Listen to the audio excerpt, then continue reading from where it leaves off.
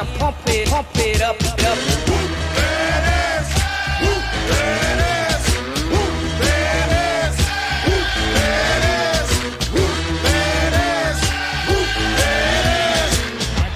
Breaks a couple of tackles. Headlock on go! Headlock on go! He could go all the way! Hey, you, get out of our way because today is the day we will put you away.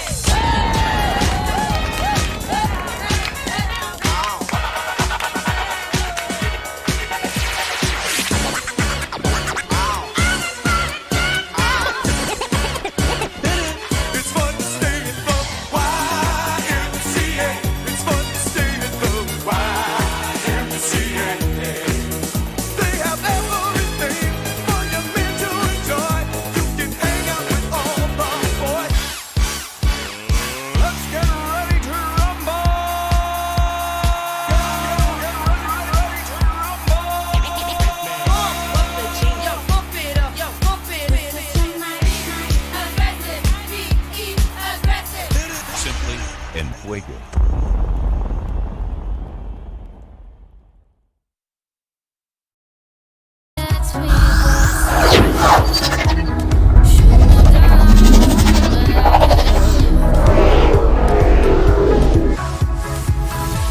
I'm bulletproof, nothing to lose. What's up, fam? How we doing? Groot's kind of giving me that look out of nowhere again. He went potty about I guess it was about over an hour ago, and sometimes this will happen because of medications that he's on. Let me take Groot out again real quickly, and then I'll be back. So I'm gonna give me like 3 minutes. Let me take him out to go pee because I don't want him to pee the bed. Hold on, I'll take you out. So hold on 1 sec. I'll be back in like 3 minutes. Hold on.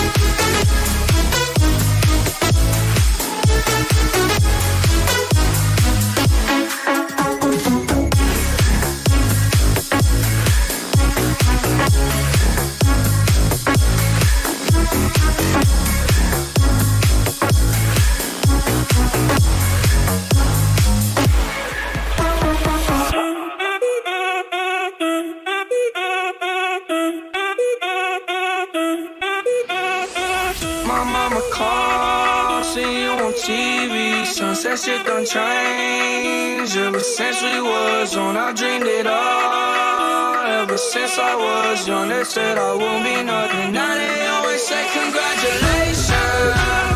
Worked so hard, forgot how to vacation. They ain't never had a dedication. People hating, say we changing, look, we made it. Yeah, we made it.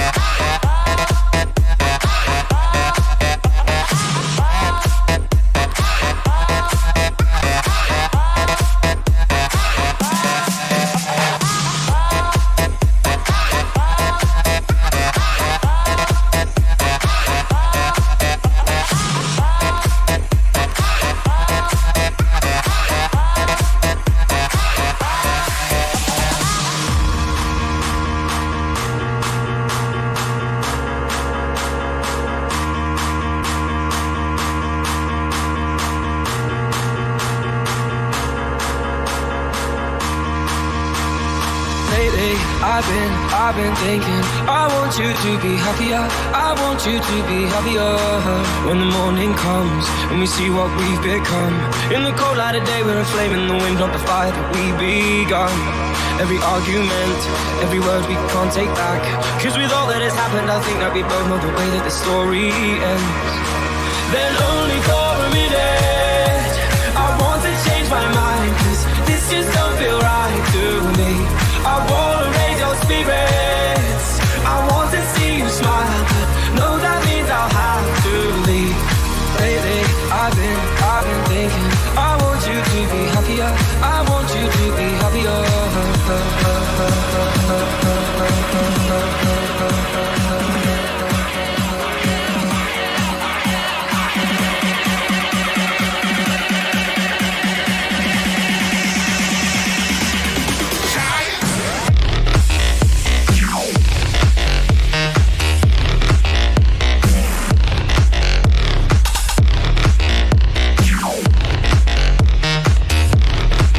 Alrighty, and we're back. Sorry, team, had to get that out just to make sure. What's up, Mamba? Aussie chick, how you doing, though, beautiful? Mamba, nice to join. Cousin Greg, Cisco. Good eye, mate, those. How we doing? Of course, yes. Oh, Phoebe. Miss Kate's. Great movie. Ridgemont High. Was fast times there. Although, you know, high school is really slow. You know, grade school, you go back to how fast time moves now. I mean, I guess it was fast, but it was ultra slow compared to how time moves now. Real quickly, because I know you asked ASTS, you guys were looking at this, and I think Bunny asked the 40. I doubt it gets to 40. It's going to have a lot of strong resistance at 39 before it even gets to 40. As you can see here, we failed there 3 days in a row back in August a couple of weeks ago. And then we're really going to have really strong resistance right here at 36, 35. So I'll kind of put lines in resistance where I see from past chart history here where we could fail at. The first one, we're already there. There's your second one. And then your third one. So there's your resistance lines moving in on the way up. We do have the trend line crack. Watch for a move down right now from 34.80 down to possibly 34.50. So the trend line crack's happening right now. Not a lot of love or big movement in the small cap space right now. We're kind of slow, dead. So I know WISA trying to pop back up here from that random just move at the top of the hour here earlier. Other than that, FFIE, as you can see here, dead, done, winding on down. I wouldn't even look at that play. That play's dead, done, winding on down. Maybe ASST, ASK can get going again, but to me it's going to be WISA if there is one in small caps. We'll go with ASTS, though, as of now. Anyway, catching back on up from earlier, and how you doing there, beautiful girl.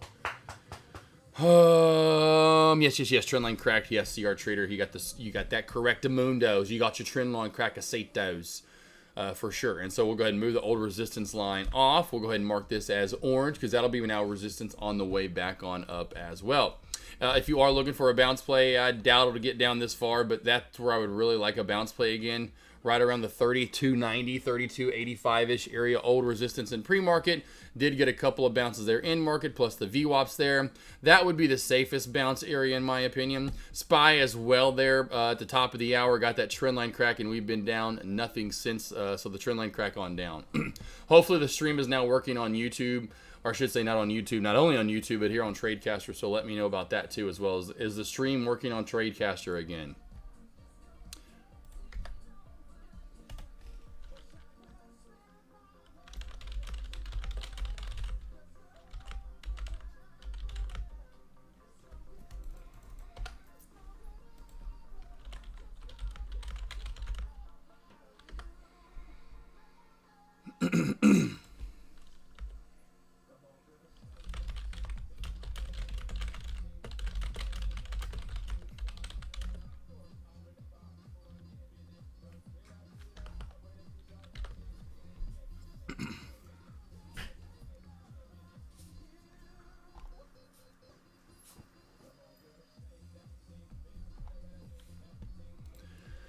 There's Stan. I was like, anyway, I was over on YouTube, then I'm over on like trying to catch up on all the lobbies. Like, I thought you were coming over today. I was like, I thought you told me you're gonna. I was gonna check up on you and your. Did you watch my videos over on YouTube? I'm like, dude, did you watch the charting lessons? And hopefully they helped you out a little bit, because I was like, just making sure that helped you. Can you handle all that ass? Yeah, I can handle all that ass. That's about it right there for me. That's about it. Anything past that, it's probably a little too big for AK. I can work right there. Looks great. Thank you, Aussie. Not as good as you. Or that ass looking Chris. Thank you, Cisco. Crispy. Thanks. Thanks! Now I'm the... What? I'm the Roadrunner, man. Are you kidding me? What's up, San, though? How you doing? But San, yes, let me know if you watched those videos, if that made sense. You said you need help on your charting. I'm short on Amazon right now, hoping Spike can crack and everything can fall. Oh boy, Mamba, we can't be. Well, what you try? I'm gonna pull Actor Trader on you over here. We're gonna hold and hope. Is that what we're gonna do? Huh? You're just gonna hold and hope, huh? That hold and hope, that's not a strategy, okay? You're just gonna keep doing that. I'm gonna go make some chili and pizza. I'm gonna go make some pizza and I'm gonna make some chili. And when I get back. I don't know why I always start doing the Donald Trump. All right, let me tell you something. All right? Nah. That's why you're supposed to do this. You're not supposed to. That's what they teach you not to do that. Oh, Ashley, Alexis is a babe, Cisco says to Cousin Greg. Cisco says, that's my girl. That's my girl. It looks like Avery. Hey, that's what I'm into, you know. That's kind of, you know, that's what I'm down for. I'm all women. I mean, let's just be honest. Could name redheads, yellowheads, blackheads, greenheads, true orange heads. They're not redheads, they're orange heads, okay? Why do we ever call that redhead? Does anyone know the fable of why orange-haired people are called redheads? Because unless that mofo was colorblind, or they were just special, or maybe back in the day, red was orange. That is red. This is red. There's a difference between a red and orange. A ginger baby. There's a reason why it's called ginger. There's a reason why they're called gingers, okay? It's not red. I don't get that. Never got that as a kid. Yes, sir, I've watched all 3 videos that helped, but I think I'm going to definitely rewatch them later because oh, yes, for sure. Oh, yeah, but yes, it explained a lot of what I was wondering. Well, San, anytime you need help, all I'm, like, basically doing and what you need to do if you're trading large cap plays, to find prior support and resistance, especially when we're in channels such as this and or when we're coming out of channels such as that. And you can go back a little bit further, and I hate how this screen when I can't zoom out that far. I'm using a 15-day, 15-minute time frame. So if you watch that video enough, the reason why, to find real support resistance areas on said trades that I'm looking for, doesn't matter, Tesla, SMCI, whatever. 1 year, 1 day is only going to give you the open to close. 4 hours, you know, so I'm in between everything, right? So I'm at the 15-minute. So I have people that, and there are some people for whatever reason trying to find past chart history in the 1 minute, the 3 minute. I can understand maybe the 5 if you're in a 5-day, 5-minute. But then also the 10-minute. But then also, then there's people in the 30, the hourly, the 4 hour, the 1 day. It's a derivative of all those, of course, except for the 10-minute. We'll pretend that's not there. But 135 goes into 15, 15 goes into 30, hourly, 4 and 1. And so I'm right in the middle. So I'm seeing the open, the close, the high and the low, reversal areas that are very key that become to me sandwich areas, which is another lesson I have on YouTube. So I love that. Now then when it comes to actual charting in the day, I would go with a 3-minute to start off with, then moving to a 5. I would be very, very careful trading anything large cap in a 1 minute. You are going to get chopped out and stopped out and freaked out way too often. Unless you just want to become this ultra scalper. That is all you're looking to find for support and resistance. Usually old resistance areas, once you really can define them as new support, well then you can, this is what I call a sandwich. Old resistance, what, equals new support. That's a sandwich area. That's an area you can trust as support, but then also for a crack and a short, knowing that once it cracks this area, we're going down to the next area. So that's typically what I'm looking for, right? Old resistance becoming new support, or old support becoming new resistance, and finding the most technically sound plays that do that. Every day it's going to be a different ticker. Not every day every ticker is going to be technically sound. It's just not going to happen. That's why every day I'm trading something different. I'm finding the most technically sound play, most technically sound setup, and I'm attacking that one that has the most profitability room and what I call spacing, as in I have room to run with my trade, as in I'm not going to run into resistance or support immediately.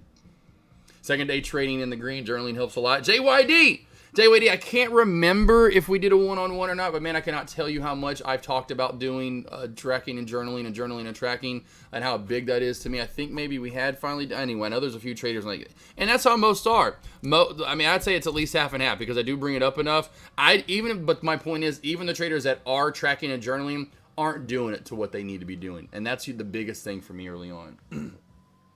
You're fine, Groot. You wanted to lay there, Groot, so that's where you're staying. Margot, you can lay right here. Margot, come here. Margot. Margot, right here. Lay down. Right here. Lay down. Margot, come here. Lay down right here. Lay down, Margot. Margot, lay. Sit. Sit. Margot, lay down. Lay down. Groot's in her bed today because Groot wanted to be, for whatever reason, the Bessie and Barney. Groot's right behind me. And Margot cannot figure out what's going on. Margot, come here. Margot, come here. Margot, come here. Lay down. Come here. Lay down. Good girl. Lay down. Let's see. Although after her surgery to be skinny, she's looking a bit odd. Still, okay. I don't know who. I haven't. That's forever ago. I don't know if she's had surgery. Cisco, you talking about the Ashley girl? I haven't. Yeah, I don't. You know me. I mean, there's literally like a handful of people that I keep up with in my life outside of one I like a lot, and I've literally followed her is Rachel Cook. Rachel Cook's the model I followed for whatever reason for 10 years. Like, I remember I saw her forever ago in 2013 or something like that. And I was like, whoa, that's one that there's not many. I mean, there's so many, especially the world we live in now with OnlyFans and all this BS, you know, and Patreon or whatever. And especially in all the social media before even that. And that's what now they're even bigger because of all that other stuff. So I was telling Avery, I was like, dude, do some like only feet shit, man. Take some pictures of your arms. I don't know. People are into weird stuff. I need to better at it too. It's all King Lion. Hey, well, and trust me, I've got about 5 people King Lion, like I said, that I have to reschedule, which I promise you I will get into by this weekend. Everyone will have been rescheduled by Sunday for next week or the week after. Your first time with me is coming. Kind of weird to say that. Kind of creepy, actually. I promise you I won't be doing anything weird. No Diddy. I log the day, green or red, but not. Yeah, gotcha, King Lion. Yeah, we'll go over that, King Lion. King Lion, we'll go over that, what you need to be doing. I'll first get to know you, ask you some questions, just like a man should to a woman. I'll treat you right. I'll caress you, buy you some drinks, loosen you up a little bit. You know, get some of that stuff off your chest and off your shoulders. You know, you got those monkeys off. You know, you need to get them off. You know, find the deep, dark secrets of the lion. Get in there deep. Get the lion's mane off, so to speak. You know. I try to add my emotions and feelings before and after the trade. And yeah, you can always add that too. Yeah, like at the right. You know, there's comment section if you want to add that the far right hand side or however you'd want to do it. Margot, there is nowhere to, right here. Margot, this is where you're gonna lay down. Right here. Lay down. Good girl. She like hardly lays on the bed. Like it's like she's not. This is not my bed.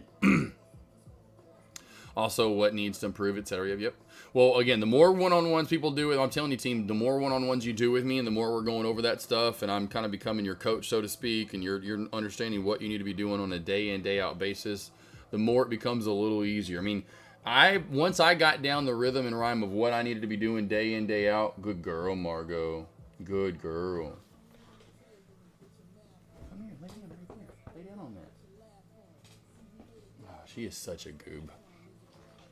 Lay down. Margot, come here. Come here. Margot, no. We're not doing this. Come here. Come on. Come here. Come on. Come on, Margot. Come on. Come here. Lay down. Lay down. Lay down. Lay down. Lay on that bed. You stop being so weird. What the heck? Literally, you're good. You're a good girl. I get my new puppy still trying to get her all like girl, I've had you about and she's pretty much gotten it completely settled in, obviously loves the hell out of me and follows me everywhere, but just used to that understanding. I'm like, I don't know what they did in the first house that you were at, unfortunately. I hate that for you. You're such a good girl, Margot. Such a good boy, Groot. Good girl, Queenie.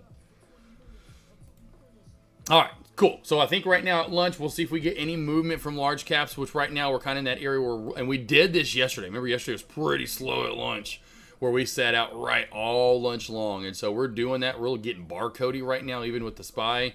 ASTS, I know, was that ASTS that you guys were looking at earlier, talking about AST. That's not really doing anything. You know, AMD, keep a look at this, see if we get out of that channel. But that's what most of these plays are starting to do here at lunch here. Most days I've noticed over the past month plus, There's a small little spike from ARM. So ARM trying to get a little pop up right there.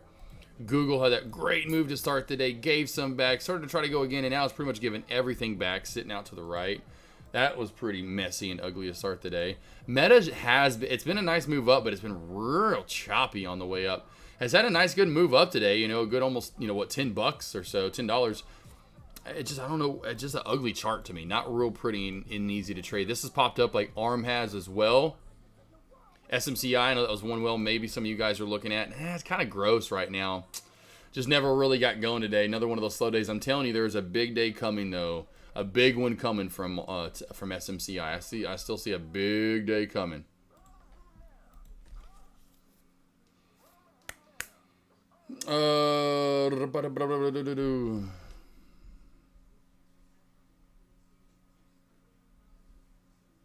And overtrading is another reason why. When you're overtrading, yeah.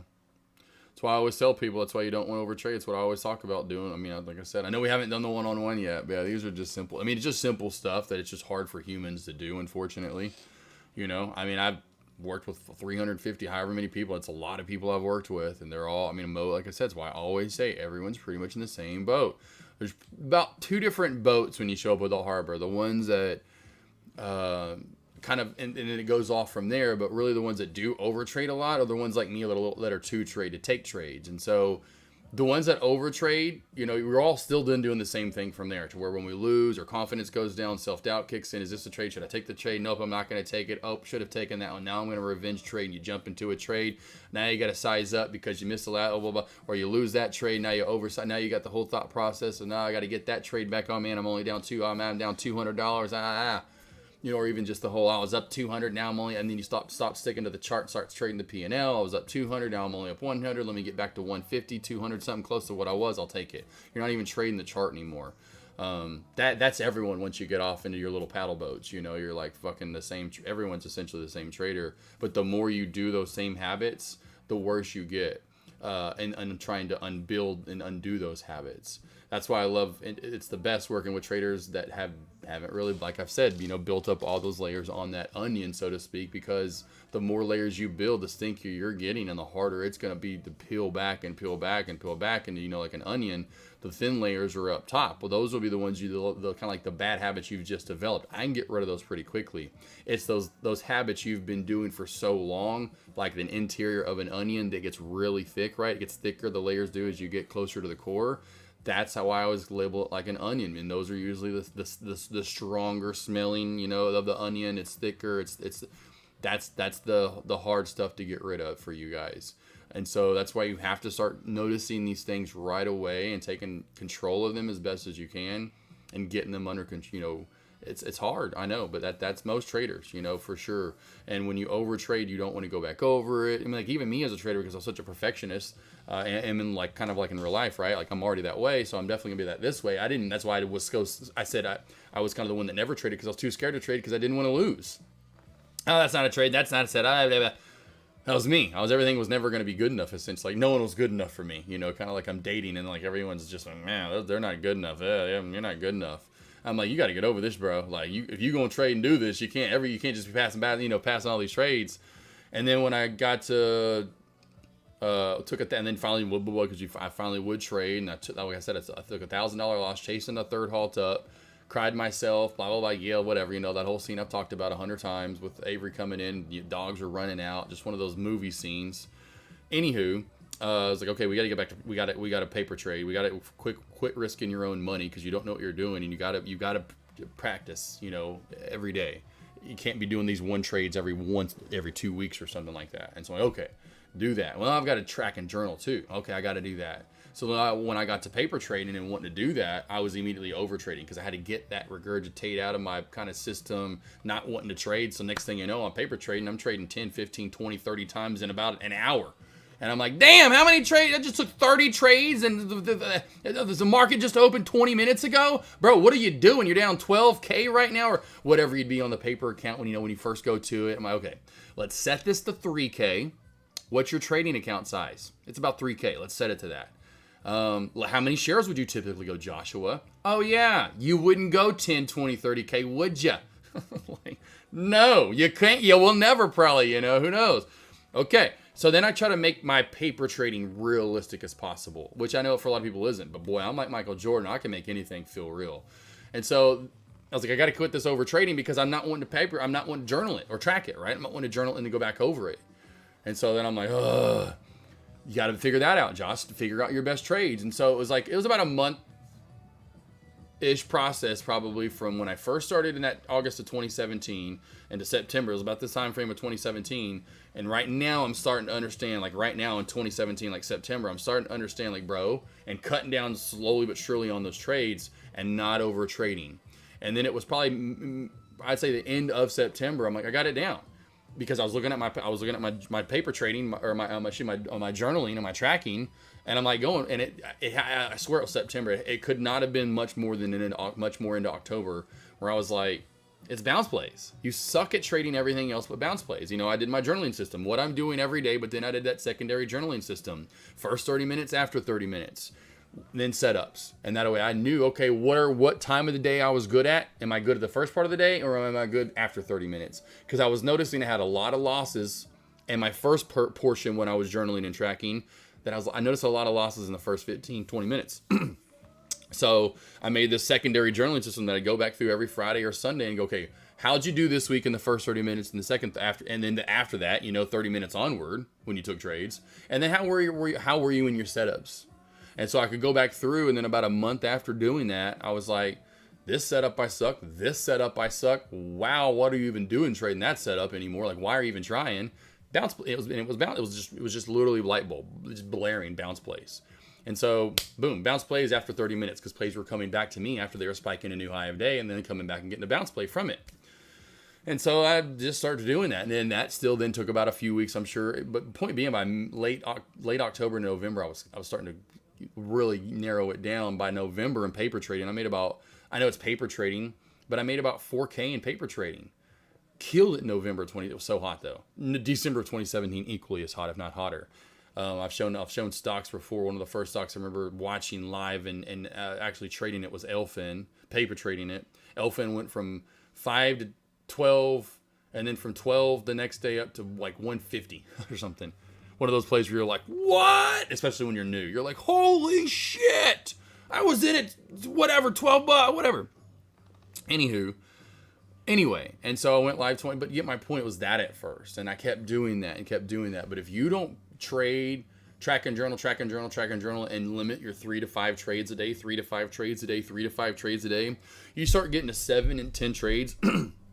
You're trying to throw too much shit up against the wall, and your brain is not going to be able to soak all that in. It's like Sam said earlier about watching my charting lessons, and there's 3 of them. It's only an hour long, 3 lessons. I say it only, but in that hour 15 minutes in those 3 lessons, there's so much to absorb in. We cannot use 100% of our brain. Maybe somewhere down the line, if we haven't blown ourselves up, this humankind and we can figure out how to use more of our brain capacity.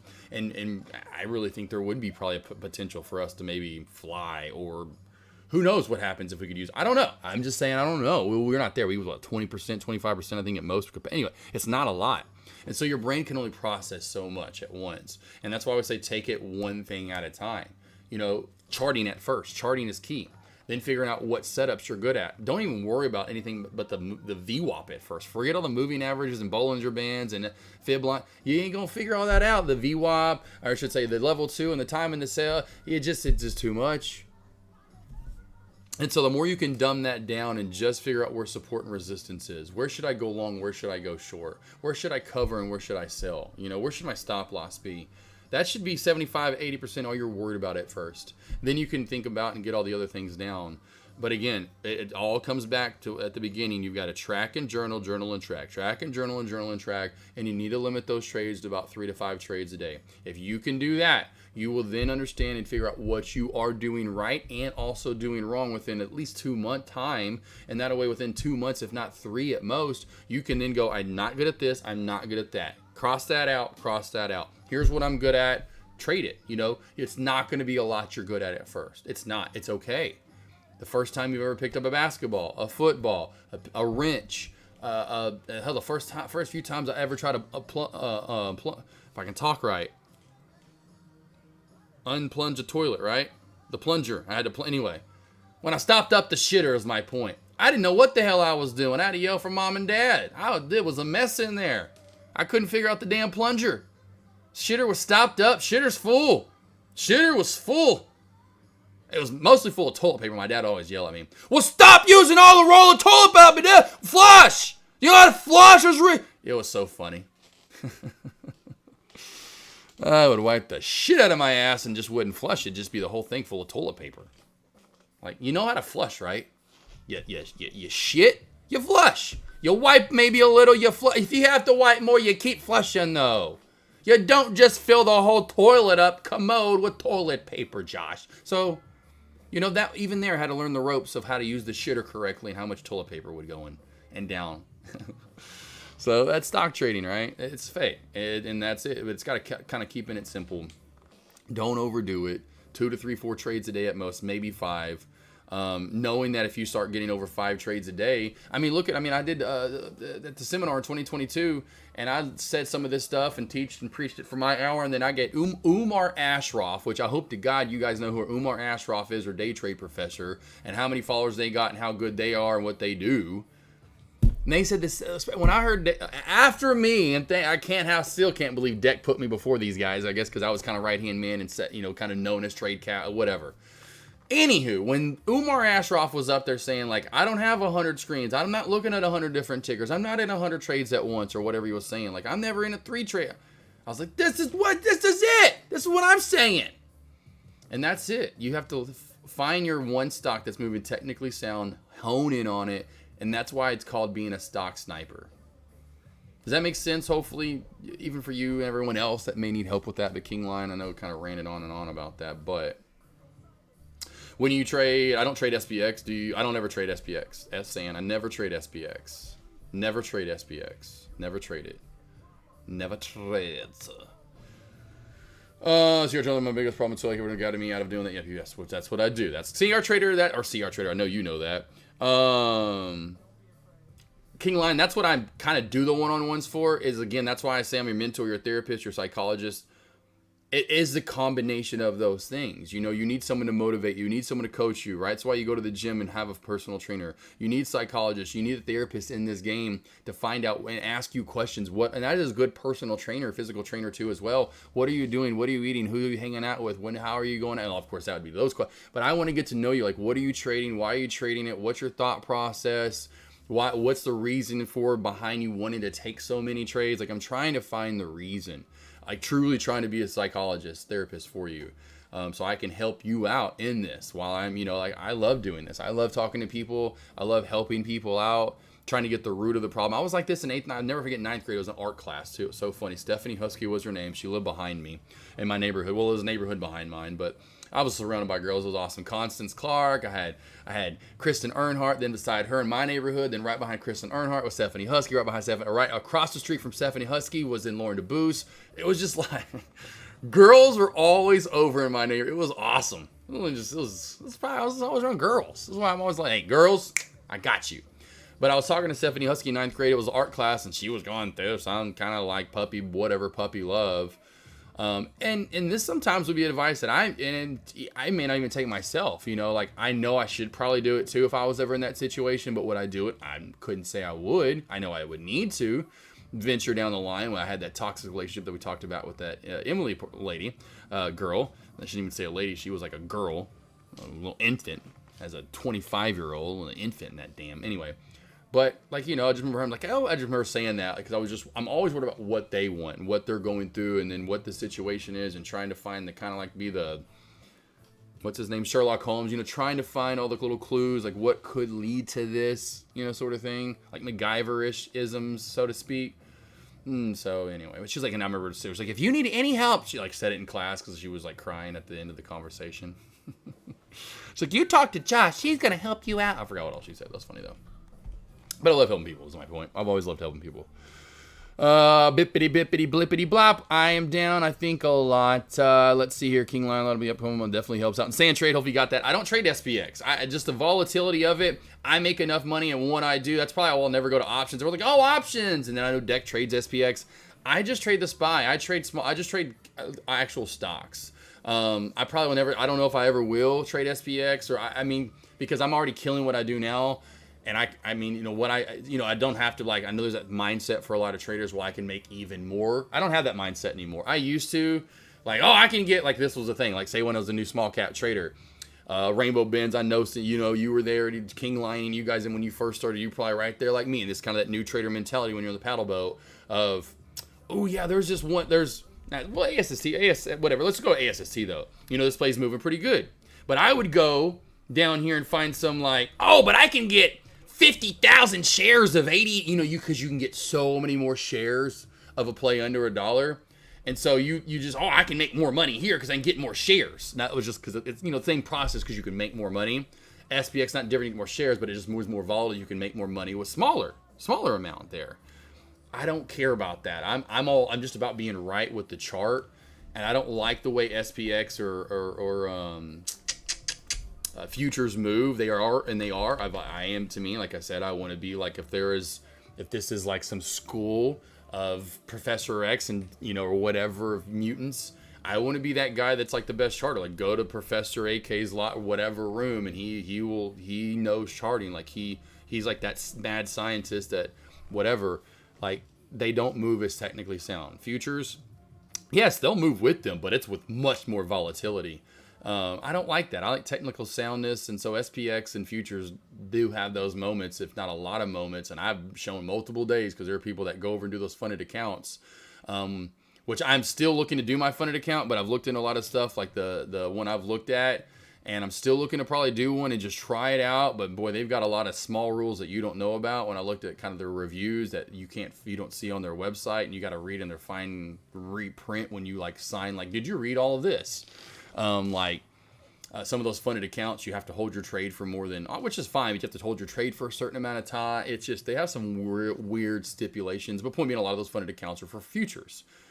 And I just, futures, I'm not and I just tell those people that went over to futures that I've done one-on-ones with, because that funded account situation, and now they can go over there and do that. So 2023, that was the big thing for a lot of traders, 2022 and 2023. And I'm listen, if you can't trade SPY, Apple, AMD, and break it down, good luck with SPX and futures. That will tear you apart.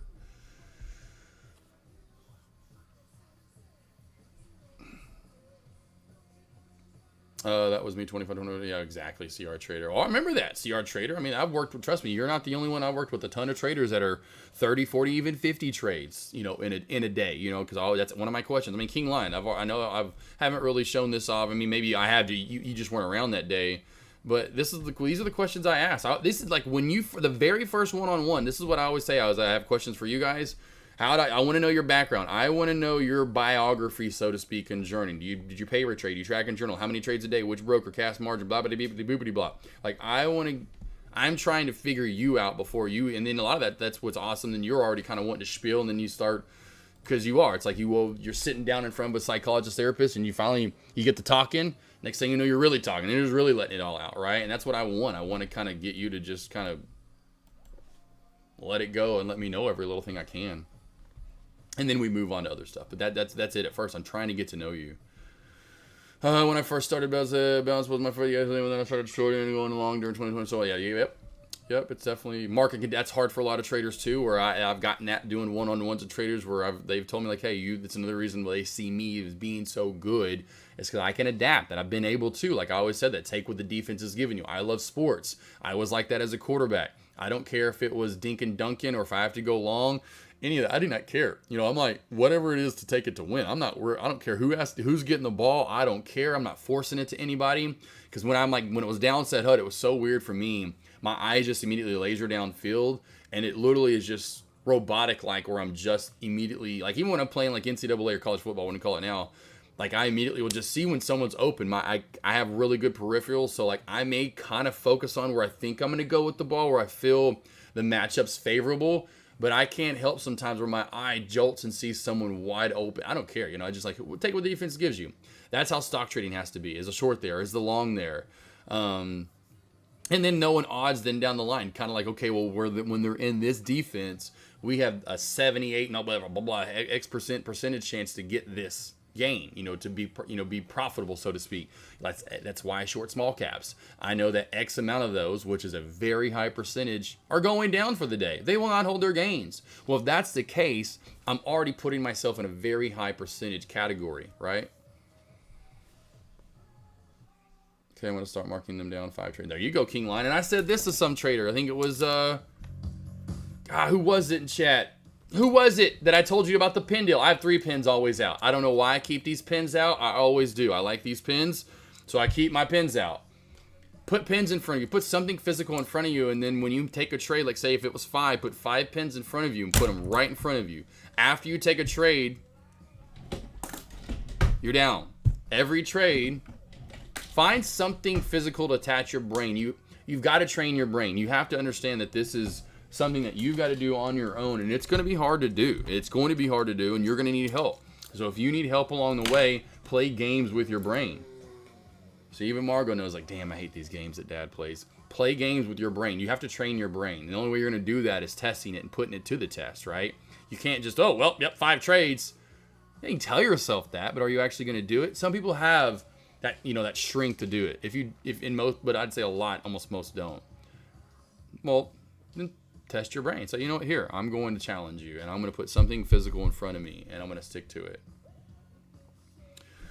See our trader brain while charting. Yeah, right. Exactly. Yeah, do 3 trade max. Also paper dirty. I love it. PG. It's PG in chat. PG03 is the one I was telling about that just recently. First time I picked up basketball, I got in the NBA. My name is actually. Oh, damn. I didn't know you. Oh, dang. JYD trying to learn. Oh, a little highlight of me, JY. Okay, nice. All right. Stock sniping. You better believe it.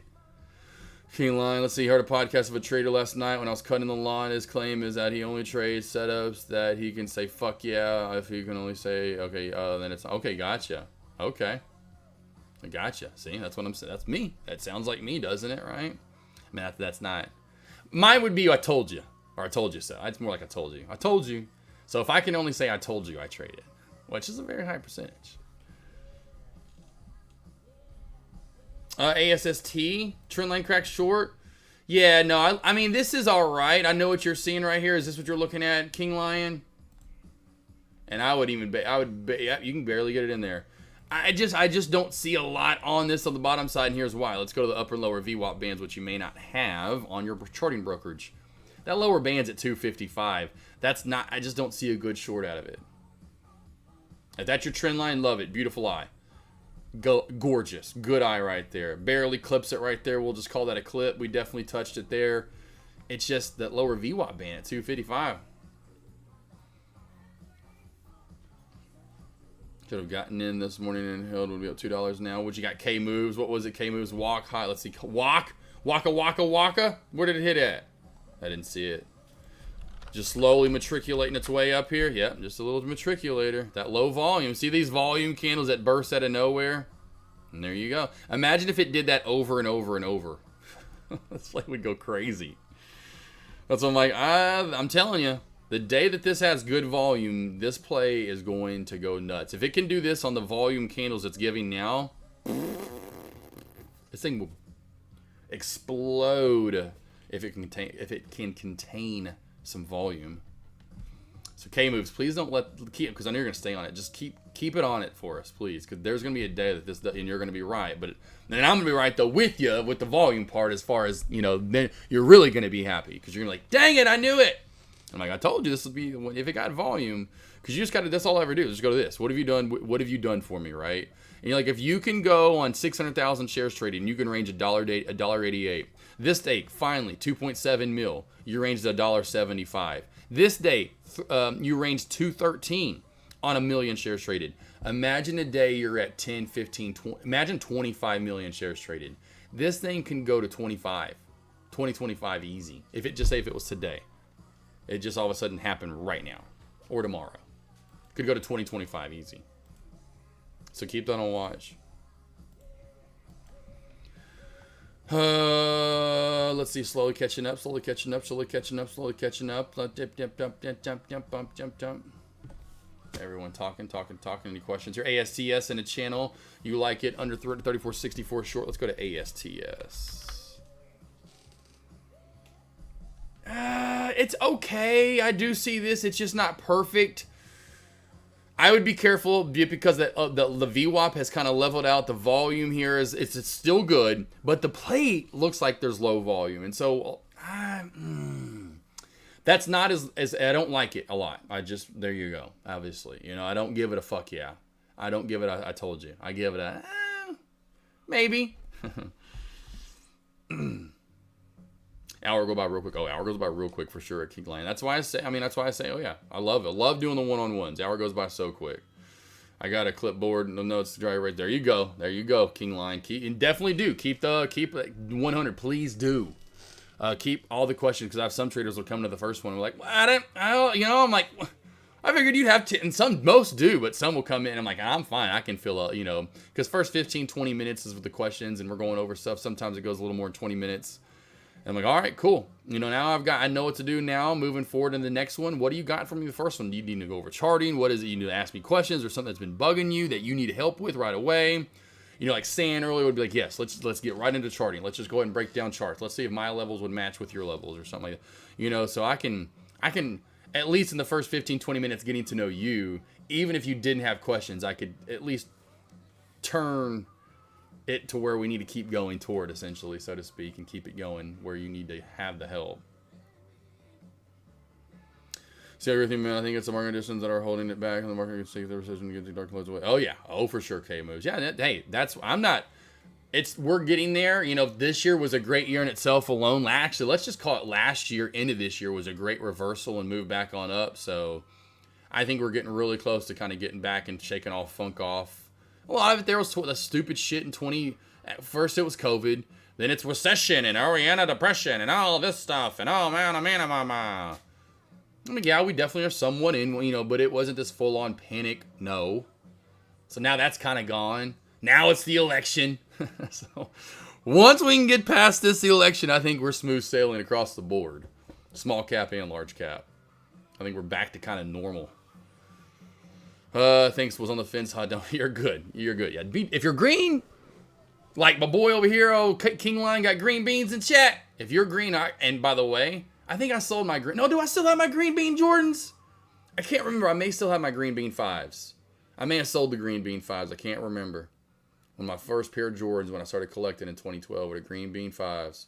Anywho, when you're green at lunch, that's the other thing, King Lion, anyone else out there, why are we trading? We know majority of our trades should be in the morning session, especially if we're trading small caps, especially if we're trading small caps. Your trades need to be in pre-market into the opening bell first hour or two of the day. You're not going to get a lot of good, technically sound moves lunch onward. Large caps, you'll get one or two. One at lunch, one heading into power hour. Sure, you can get one or two, Small caps, you lucky if you get anything.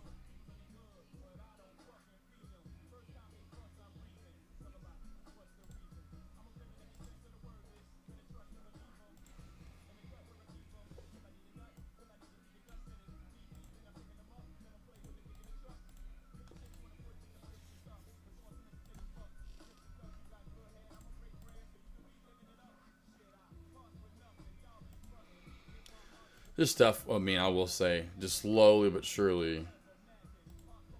Where's that? There it is. Boom. Just stuff you learn along the way. That's the one thing that you don't really, kind of don't think about these things. And then you're like, oh, okay, that makes sense now. Cool, I get it now. So it just takes it a while. So that's why I'm trying to, like I said, love doing the one-on-ones to help you guys out, push you, get you through those, the hard times, the good times, the bad times. And then we try to find those areas of good times and make those repeat over and over. That's what you're trying to find, really, so to speak. Let's see, I've done 3 paper trades in a row. I don't know what your videos did to me, but man, it's working. There we go. Okay, that's good, though. That's awesome. Well, like I said, and I noticed that there are some good, if you look out there a little bit more now than when definitely more so when I first started, 2017, 18, 2019, even 2020, when I first started uploading a lot of this stuff that no one was talking about. like the halt strategy is one thing that I don't think anyone knows about. I don't know if anyone else out there knows about the halt strategy. I don't know. I've never heard anyone else talk about the halt strategy outside of here or myself. I came up with that. One thing again that I've gotten in the one-on-ones and people have told me, and I didn't really think about. And one Amish trader, his name was in chat. He's gone back. He's a music producer, and he's like a lot of people. You guys have made good money. Now you're trying to find, make even more money, and maybe not have to do the one job you were doing, and maybe a little less of it. But he loves producing music, so he pulled back away from it. But I remember him telling me forever ago, you just, like he was saying with the reversals and trends and stock market, adapting, adjusting. He's like, you read trends real quickly, and I was like, I guess I do. This is like in 2022. I just didn't really see that, but that is it, and I was like, oh, I remember, because there was this one time, I've told this story, I know some of you are new probably have heard this, not that it matters much, but I don't know why, I've probably been really good at puzzles back in the day. I really wasn't big into Legos and putting them together. I don't know why. I wasn't a big Legos guy, but I probably would have been super fast at putting those together. Regardless, I took this class. It was called PALS. It was called PALS program that we actually started in Arkansas, and you had to be an FFA to be a part of PALS. And PALS program was if you're in high school, 10th, whatever, I forgot what grades, and you could apply for it, and you had to be selected, which was really cool. Then you got paired up with, you kind of were like a big brother, big sister, and so there were girls and guys in the class, and you got paired up with a second through fourth grader, 2 different ones each semester, to kind of be their big brother, big sister, and go hang out with them once a week. It was really cool. And we did field events with them and went out and it was really cool. Obviously for a year in high school, like, hell yeah, this is cool. It was an easy gig class. But in one of those classes in like a team building, when we weren't seeing because we didn't see the students every day, they only saw them once a week, but we had 2. So it was like 2 days we'd see them. The other 3 days we had to fill it with activities. And like, that was one thing that he did, like, which was really cool, which we didn't in high school, but he did in part of this PALS program, was keep up with the checkbook, like a rolling checkbook, like your net worth and all that. Was so cool, that stuff that he was teaching us in there. But one thing was like this, he did this, had everyone lined up in this big puzzle, and we had, essentially the point of it was, there were 2 people outside of the puzzle that could work together, and there was one spot, and they had people in a puzzle, so everyone had a spot filled. And it's kind of like those puzzles you see, like, move the pieces around to get the red circle or the red dot out of the puzzle. And so you have to move pieces around to kind of get the red thing up and then out of the one slot that's open in the front. So he'd leave like one slot open, and then you've got to move people around to get the one person that would wear whatever, it was like a cap or whatever, that was like the one, you had to get that person out. I started inside the puzzle. They couldn't figure it out. This is like the first one. They couldn't figure, it's getting like painstakingly annoying that they can't figure this out. I'm immediately figuring it out. I tell them what to do. It was like third time in, and because this is like, we're taking forever, and because everyone's trying to get a turn to get outside to actually lead people through, as in everyone was paired up, it was like pair with a partner. Anywho, this is like the third one in, and I get enough, I figured out right away. And I'm like waiting. I'm like, so when there's something I want to get done, that's where like I patience sometimes wears on me, where I have to like, I want this right now. Why can't we just, like, when the worst for me, pet peeve for me, is on a plane and everyone gets up right away when you're deplaning, right? You're getting off the plane. And it takes 20 minutes. That's why I said as close as possible. Like when you're sitting aisle 20 and you're waiting for all those people in front of you to get their shit, and we're oh man, that is drives me crazy. I'm like, that's why I'm like, why aren't these planes bigger? Why is the aisle the size of my kneecap? Why can't the aisle be at least 3 feet wide, so that way if people want to get by, they can? Why did we create these aisles so little? Oh, that drives me crazy. Anyway, so it's like, I'm like that, wanting them to figure this puzzle out. They can't. And so like third one through, I figured it out. Finally, the teacher's like, I forgot what his name was. I love this guy though. Mr. Woodruff. He was like, Josh, get out. I had to literally go sit, because we were in the FFA part of it, like where they're welding and like the shed, the annex building or whatever that FFA's in. And it had 3 classrooms like at the front of FFA for their classes. Then the rest of the shed, so to speak, or the annex building was, the welding and all that bullshit. It was nice and open. He literally was like, go back. He told me to go to the classroom. It was so funny. And I thought back to that though, and I was like, damn, I remember that one time that kind of stood out in high school. It was a senior year, and I remember just figuring those right away. No, everyone was like, "How are you?" And I'm like, "How are y'all not? Like, you just moved this person here, boop, boop, and then she's out, you know." And but I was like, I guess I do read, and that's not everyone's like that. Being able to read trends real quickly and pick them up and just understand that's it, you know, because a lot of people then do the whole human nature kicks in. Well, is it? Is it not? Here it is, right? You know, kind of like back to the, you know, I told you, or F yeah, that's it. That's what I'm looking for. When I see the F yeah, or the I told you, or the yep, that's it. That's what I trade. If I don't see it, I don't trade it. And so I'm just flipping through pages, so to speak, you know, and then trying to find the right stock that looks gorgeous. And then when I see it, I'm like, yep, you are the one. Winner, winner, chicken dinner. See, I got a paper of questions for good. Figured you would pick my brain. We go from there. And you know, I will once I get talking about stocks for an hour. Feels like 10 minutes. Oh yeah, and most of them are like that, King Lion. Trust me, they fly right by. They fly right on by. You don't think resistance stuff is going to hit small caps? Other traders, older ones, telling me small caps dead during recession. Oh no, K moves. No. I mean, it could be, but I haven't seen small caps. I mean, small caps were dead. I mean, I don't know if you're just getting in a chat, but small caps were dead 2022. That's when they died off. That's when I started shortening. That's why Deck. We were only small cap based in TradeCaster.com. If you think Deck always traded like Deck, we only went long and only traded small caps into 2020. Dex got Lightspeed in March of 2020. I kept bugging him about going live on Friday afternoons because no one went live on Friday. And no one went live but Sean, obviously. And I was like, because I'm a broadcast journalist, a major in sports, I'm like, okay, well, I got to figure out talk about stocks. So I start doing these recaps on YouTube and Instagram and tagging them. And so this is March in 2020 when I'm going over trend lines. And I'm like, yeah, team, as I always say, right? The more it goes up, and I'm going into recap, recording myself that I will post later, and I did.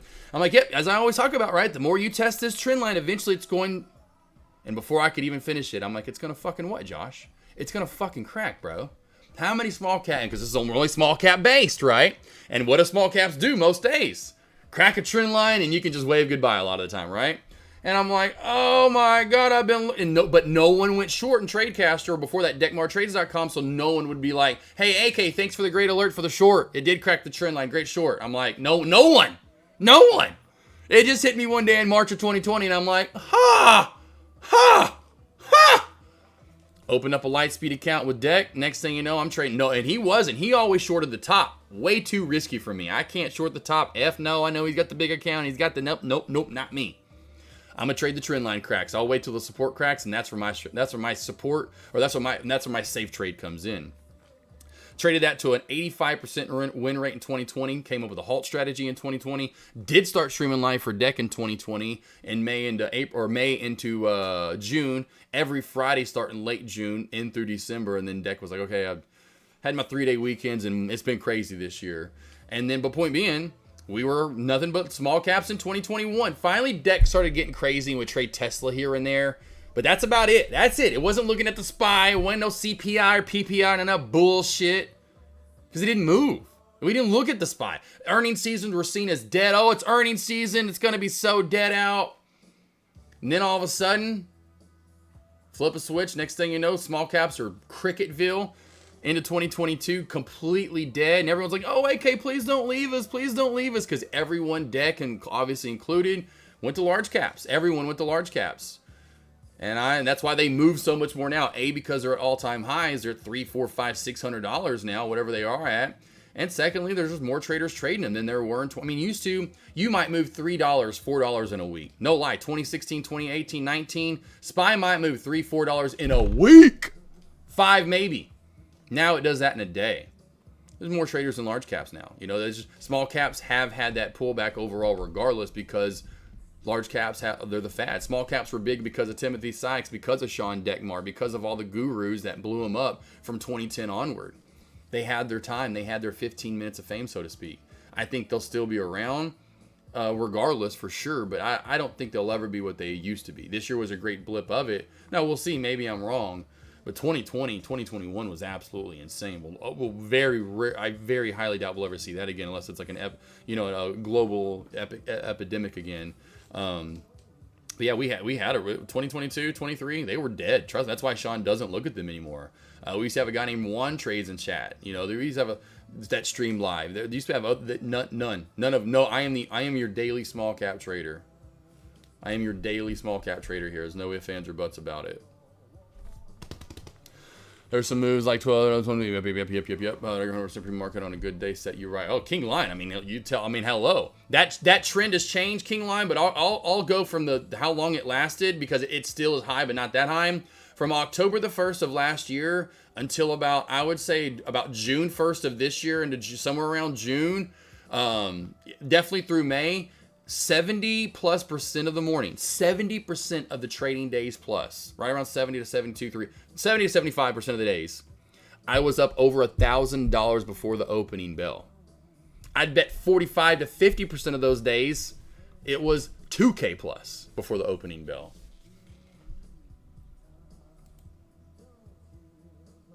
He was like 10% in 10% favorable. I like that, yeah.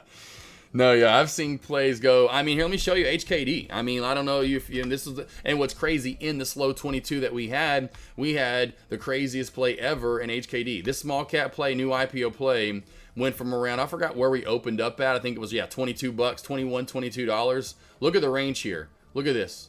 Look at this.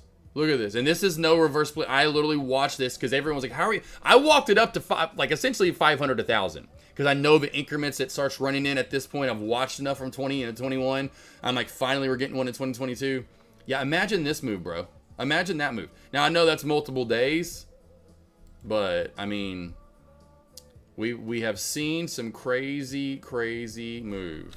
GLSI. I don't remember when this popped, but I just know, let's go back in time. This one popped. There we go. There's GLSI. Oh, that's the breast cancer one. And this one was a range of crazy. This was a...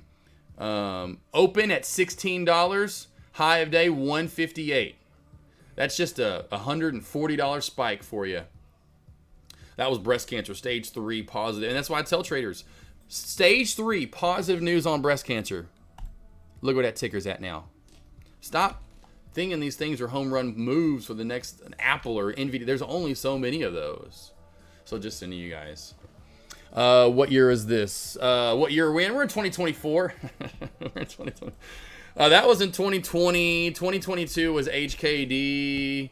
This was HKD was HKD was 2022. HKD was 2022. I mean, I can remember a lot of plays. Unfortunately, DWAC's not around anymore because it's not a ticker. But DWAC was October 20th or 21st of 2021 because BKKT ran on the 26th, the 25th, the weekend afterward was a Monday. Watch this. Look at this. This brain is so full of knowledge, can't you see? I remember stocks all the way back to 2020. What you want? What?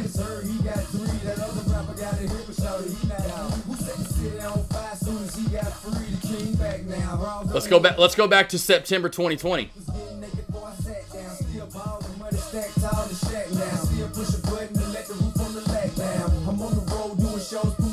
23rd or 24th? 23rd or 24th? I can't remember. 22nd, 20 whatever. Anyway, and then what ran with it? What ran with it was sympathy. Oh, Sun W is not a ticker anymore. Oh, you son of a. Well, that ran with it. Same day. There's some I'll remember, like.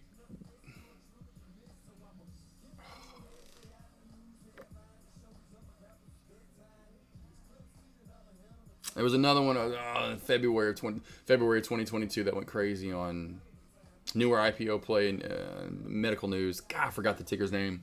I remember most of them. No, when you were saying you were up at least. Oh, so this last year. So October 1st of last year. So last year, K-moves. Last year, and here, I'll show you. So last year, I did a Trade Every Alert Challenge, which I know. Where's Cousin Greg at? Who was here for the Trade Every Alert Challenge last year? Please tell me who was here last October through December, where I did a Trade Every Alert Challenge at the end of essentially the end of the year. And I was about 277 of 23. Essentially, I took right around 300 trades. I have to go back for sure again. I'm pretty sure this is the correct number, though. And I had a 90+% win rate, 23 losses, 277 wins, and I made $300K. And this is where it started, October the 1st. October 1st through about May or June of this year, 70% of the mornings, I was up $1,000 before the opening bell. It's still probably at about 60 to 65% since October 1st of last year. It's over 50% of the mornings I'm up over 1K before the opening bell. Tommy G, yeah, I told you guys to read this damn shit before. My bio and stuff. So let's go to the bio. Started watching 2015. Started watching Market in 2016. Deck in 2017. Opened my account with 2018 again, finally after paper training and busting my ass and losing in 2017 and 16.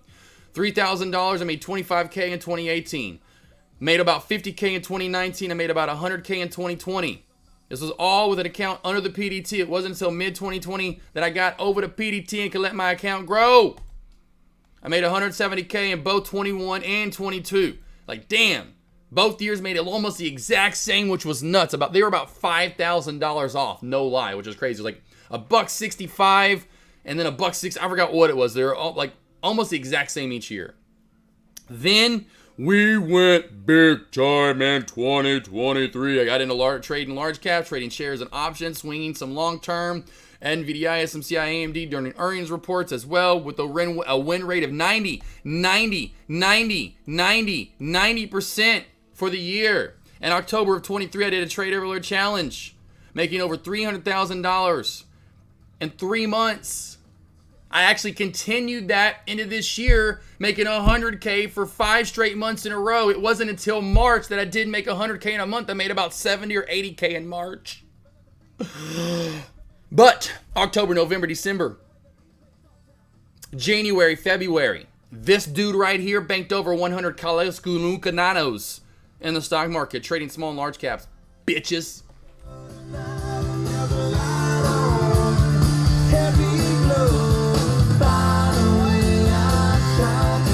I'd be there waiting for the win ratio. Oh, yeah. Well, where's Myron in chat, Tommy G? Like I've said, where is Myron? Myron, where you at, Wallflower? Myron has been in chat since last August, a little over a year ago, and his record with me team is like 230 of 260. It's actually less than 30 losses. That dude has a 90% plus win rate with me taking my trades or asking me. He'll come over as if he's not taking my trades and will say, hey, AK, what about this trade? I'll alert it. He'll come back later and say, hey, thanks for the trade. There's Myron. There's my man. That's my man. That's my testimonial right there. Myron, you should just change your name to AK47's testimonial. Look at that shit. Still even at 30 losses yet. Eat that, read 'em and wheat. Bam. Come and get it. I'll take, hey, whoever, they can have the heavyweight. I got the Intercontinental title over here, okay?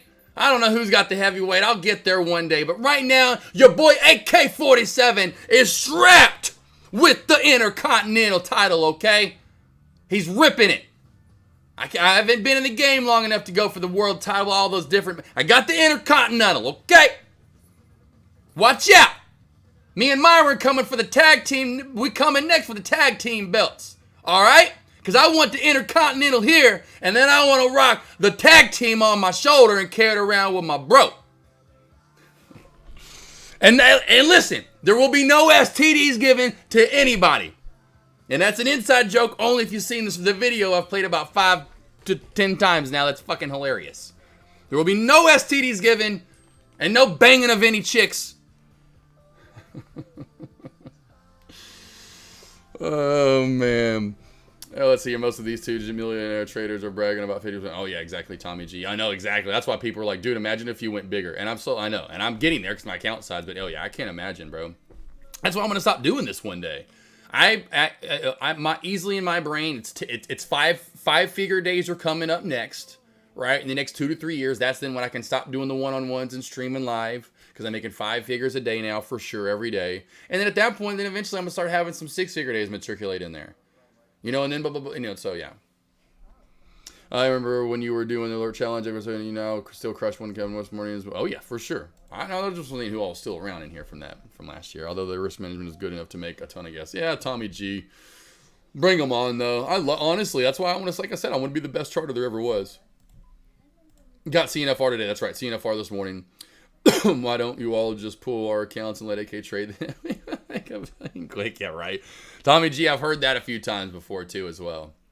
Just some papers and some tests and stuff. I have to get like a series. I don't know. There's be some legal issues, right? There's some legalities we'll have to kind of go through that I would have to probably make sure that I could, pass for and not be. But hey, we could just say forget Uncle Sam and F you, government, because you suck anyway.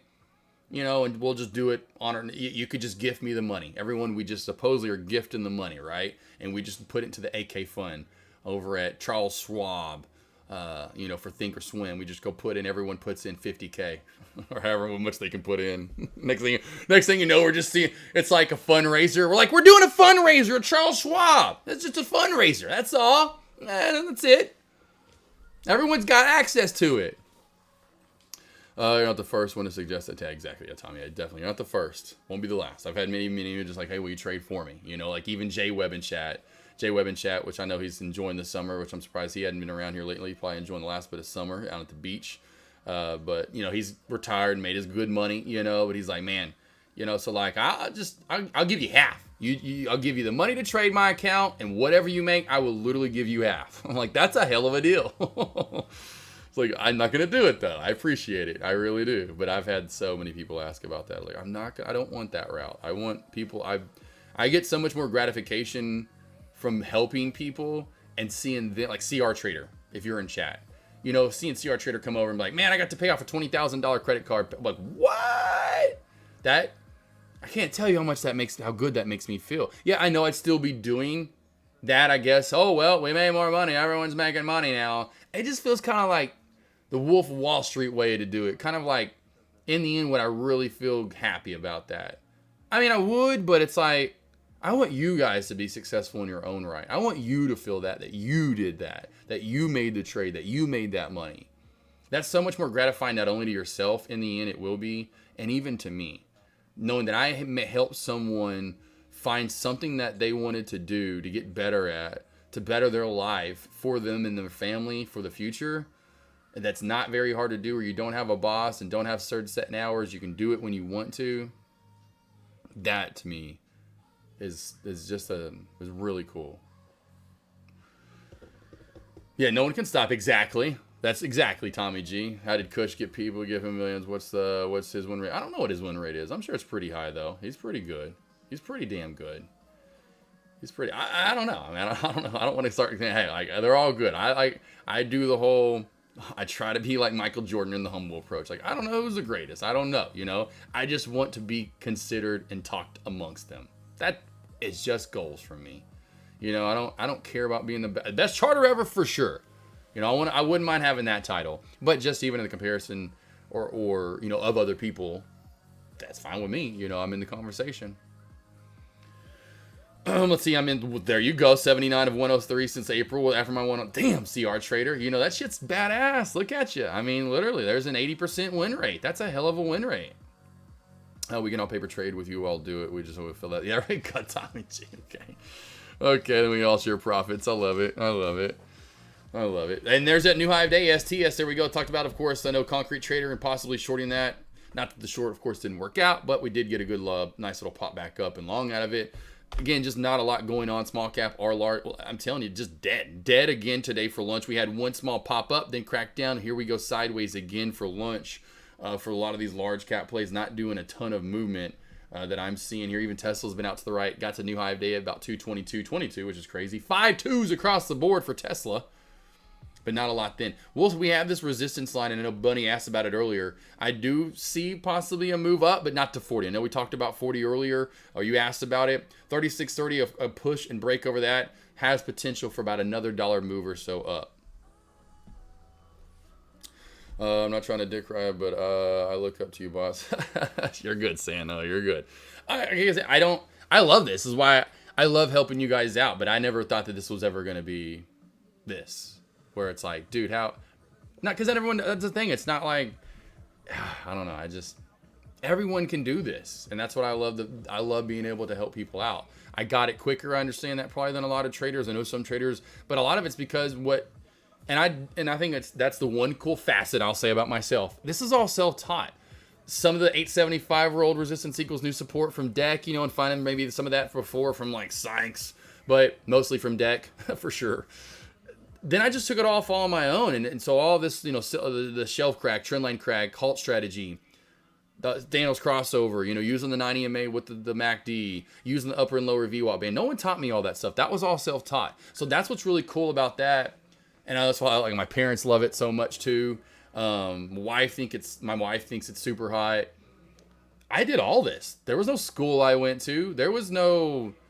I had to figure this all out on my own, and that's what I'll say. And kind of like, hey, if there's one thing for me, this was all self-taught, all $3,000 from money that I saved up, there was even money that I even had to use from Avery's engagement ring that I had to take out of it with $3,000 with the money that I was making. There was money that, or what, early on, that was right before I was making money. I was like, dang, do I really want to take money out for an engagement ring? I haven't made money yet. I hadn't really made a ton of money before I'd gotten the engagement ring. And I remember having to take money out of like that. Real life stuff though. But just pushing and then being able to help you guys, and then having you guys come over and you look up to me, and then helping you like see our trade. Any of you guys helping any of you out. Like I said, grew up writing more papers about Dr. Martin Luther King Jr. than anyone. Truly, I know I still have some. My mom has a couple of them. Especially if you're an only child like I was, or at least my mom's only child. I did have a half brother. It was my dad's first relationship, but to my mom, only child, right? My mom had a miscarriage too before me, so I was like that much more of an angel to her. Kept all that kind of stuff. But yeah, I still have papers, but just that kind of, yeah, you love Michael Jordan, John Elway growing up as a kid, and they're not really they're not really a role model. Yeah, they're winning and you look up to them, but you're not like, oh, Michael Jordan's a role. He wasn't a role model till later in my life, really. Like pushing yourself, what he had to go through, having that mentality, that perseverance, yada, yada, yada. The Tiger Woods, the John Elways, never give up. John Elway and all the fourth quarter comebacks. Then like understanding and watching Optimus Prime as a kid has helped me be an optimist. My MacGyver as well. Watched like pretty much always MacGyver on Monday night before Monday Night Football came on. Didn't realize how much that was helping me early on, but Dr. Martin Luther King Jr. did. That feeling of being, I don't know, like the underdog, so to speak, right? Everyone's almost out to get you. We know what he went through. I think we all know who MLK Jr. is. That was huge for me early on. Like, dude, this guy I don't know why it struck. Again, besides, like I said, I've talked about this and some of you missed this, but my great-grandfather was the first, like essentially literally the first person in Central Arkansas. If you do know Little Rock, look it up. It's called the Little Rock Nine. And when desegregation in America and United States was huge, and where whites and blacks didn't go to the same school for whatever stupid reason, or have same bathrooms or water fountains and all that, especially down south, look it up. It was crazy. My grandpa or great-grandfather was my dad's grandpa was literally the first to hire one here in Central Arkansas. He on Main Street in Little Rock in downtown had a furniture joint, and he hired, and he got beat up for it. Stuff thrown through his windows, like his own furniture place had to replace his own windows. Papo was his name. Papo told me these stories. Papo could literally still stand on his head. He still did this trick like at 80 years old. It was crazy as hell. But that kind of stuff, that struck with me early on, and to just be able to help people that may not be in the same place that you're in, man, that's just cool. Like, it makes me want to cry, because I'm like, team, if you're ever in a spot to help someone, that they can't help. Now, homeless people are different, right? But if you're ever and you know someone and you're in a spot that you can help them, help. If you're in a spot to help someone and you know someone that needs help, you live once. It feels great too.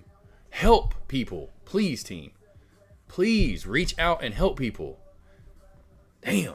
World we live in, everyone's so damn selfish now. I can't stand this shit. Anyway, moment of the day. Anyway, let's see here. Tommy G, have you ever paper traded $1 million plus account just to see? No. No. No, I've never traded $1 million account. I think they set you up like on TOS with like 100K. I did that.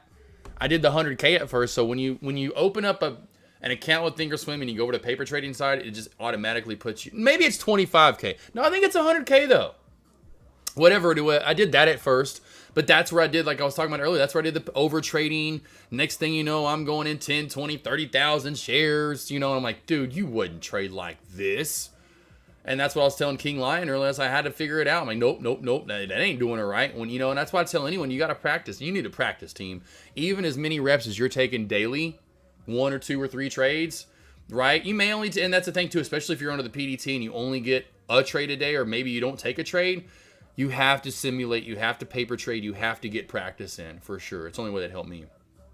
Oh, but I did, but not really. I didn't do a million, but I did 100K. I think that's like, again, what Thinkorswim. I never did a million, though. I mean, it'd be fun. Be fun to see what we could do for a week. At 76% of the weight, keep working on. Yes, sir, CR Trader. That's stupid good. I learned more here in a few weeks than years of studying. Yep, Tommy G. I would imagine that, especially with my brain over here. You better be. And just all the videos, like I said, when I first started, there just weren't that amount of video sand trades, what we were talking about earlier. In 2020, 2021, when I started putting that information out, trend line crack, shelf crack, halt strategy, there's nothing about no halt strategy out there, so those videos that I'm putting out there are absolutely phenomenal. And so watch them and watch them and watch them. They got to where I've gotten as good as I've got. You got CR Trader, as good as he's gotten. I know Cousin Greg's been doing pretty good here in chat. Hoops the Trade's been doing really well. Mafia, that's always over here. Who was the other one? Myron, of course, my boy Myron. Literally, it's Myron. Your name literally needs to be changed. It's like AK's testimonial. Bunny breakout or drop from this consolidation area for Wisa. You better know Misa. I would go, it's going to stay in it, in my opinion. I would go, it's going to stay in it, WISA. Yeah, I mean, it might crack this 222.25 mark. And it's a little bit better than what we talked about earlier with ASST and that maybe potential crack zone, which didn't have a lot of movement down for it. Although, watch for that squeeze here. We're still rolling up that trend line on ASST, so this one's still on watch right here. But WISA, I like it a little bit more to the bottom side than I like ASST. So I like this 222.25 crack boss. Now, again, you just have to worry about 218, 215, somewhere in there, down to 210. It's just either one of them, they're not perfect. I don't like that booty down here, the booty cheeks. The booty cheeks and trying to get through that are going to be a little bit harder. Oh, I see aim into that. Yes, just great message, AK. You got it, Cousin Craig. I'll cry in front of you guys. Tommy G, King Lion, Super Buddy. There we go. Super Buddy can attest to the halt strategy and how well that's helped her out. I came up with that in 2020, like I said. Here she is finally using it in 23 into 24 at a 90% win rate. Years later after I discovered it, and she's still using it to a 90% win rate. I'll give everyone a little Groot, since I still have that on my frequently used from last week. Oh, Snoogles, my boy, down here. I'll Groot. You, of course, my boy last week that had the surgery, and he's laying on his hind leg right now, so you can't really see the one that's missing, but looks normal right there because everything, but Great Dane all curled up. Hung woo woo. My boy. That's my man. I'm not afraid. What was that promise that you made? Why won't you tell me what she said? What was that promise that you made? Now I'm gonna love you. CR Trader, have you changed my life? Thank you. And my family, yeah. Showed me a path of financial relief and a better future for my kids. Man, CR Trader, yeah, because, again, someone that came to me, like a lot of you guys do, like, hey, man, here's what's going on. Need some help. Help me out. Please do. And, yeah, so I have traders to, man, I can't tell you how awesome that makes me feel, team. So I again, wasn't thinking about that in the one-on-ones. I was just here to kind of, like, help find you guys the relief that you needed, right? Talk to someone, vent. Oh yeah, I got that out. Now he figured it out. And now just to help, kind of like be your coach, so to speak. Really, at first, maybe. It wasn't really going to be the psychiatrist, therapist, all that. I had no idea that was going to be a thing at all for myself. And I think that's some gear from what's his name? Herm in chat. Herm Parker, Mr. Parker. He sent me some goods from his store. Aussie got a hat. Aussie chick, you got a hat, didn't you? Remember Aussie chick? You got a hat. Weeble was 100K when I did with it. I was average enough to make him in bag. Yeah, unrealistic trading. Yes, King Line. Yeah, that's just dumb. That's just stupid. You got to make it realistic. If you're gonna paper trade, make the paper trading account the same as your real account. Hold on, team. I'm gonna check the front door. And I'm gonna love you till the stars fall from the sky.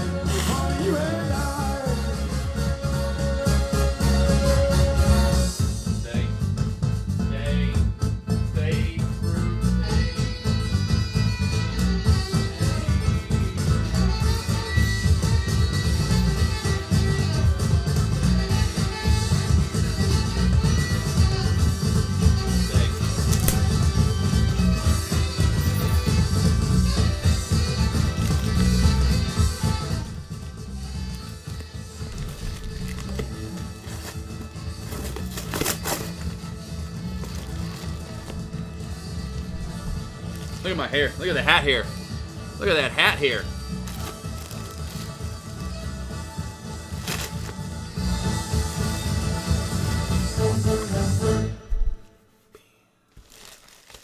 Got 2 shirts in here too. Woo-hoo-hoo. All right.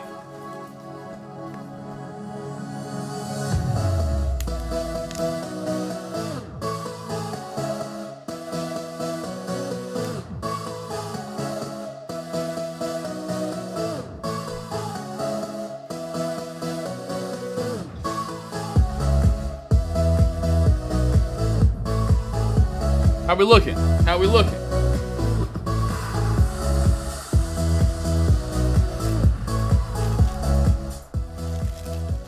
Here's the shirt I picked out. Here's a shirt I picked out.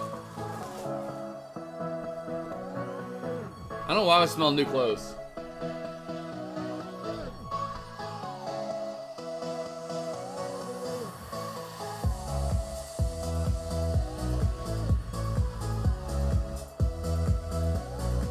Hell yeah.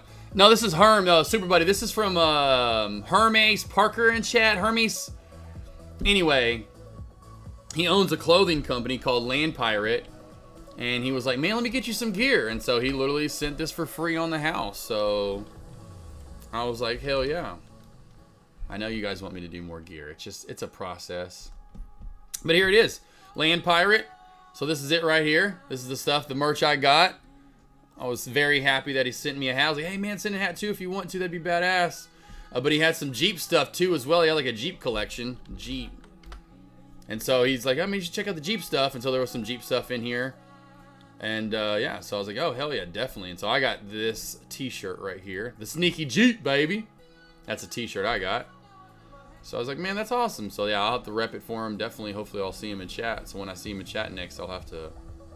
Yep. Yeah, I would, like I said, I would love to do that. It's just a hassle, Super Buddy, just to get it. I mean, I need to, like I said, get with someone that does that or owns a shop or like has done it multiple, like, cause it's just getting it in, then having to ship it off. You know, I wish I could just get it in and like I wish it was like almost like a company where I could get it made and then from there it was just immediately shipped out to where whoever bought it, you know, or whatever. So. But I like the hat, you know. Got the hat. I was like, that's down. I'm down with that. I like the LP. Linkin Park 2. That's my favorite band ever, so I like the LP. I bet I'll wear this hat. If I wore this hat to like a rock concert, I guarantee people are like, dude, that's a badass Linkin Park hat. Where'd you get the hat? I'm like, actually, I didn't. It's actually Land Pirate. But hey, it does look like LP. Linkin Park merch. Yeah, I'd love to sell some stuff again.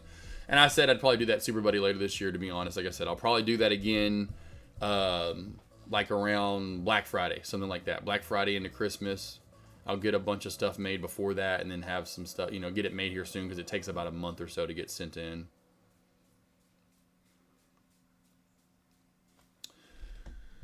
All right, traders. What else do we got? Questions you have? Any comments? Any stocks you want to go over? Super Buddy. I'm going to be seeing Super Buddy here in like an hour or something, right? 2 hours from now. I get to see Super Buddy. Get to work on her dance.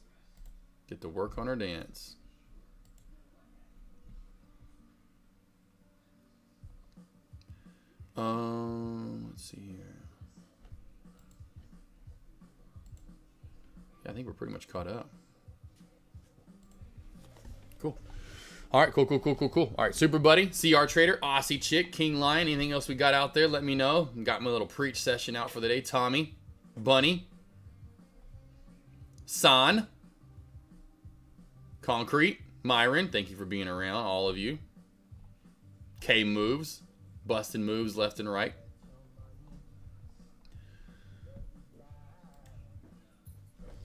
Sorry, I was sending you guys too.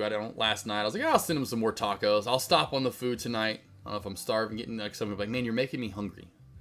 When you send me those food pictures, and I haven't had dinner yet, but I've been having, Monday? I sent you guys a picture of the porterhouse. Oh, a funny story about the porterhouse. No lie. Funny story about a porterhouse. So I'm watching a Rob Lowe interview. Rob Lowe interview yesterday. Forgot how I came across that on social media.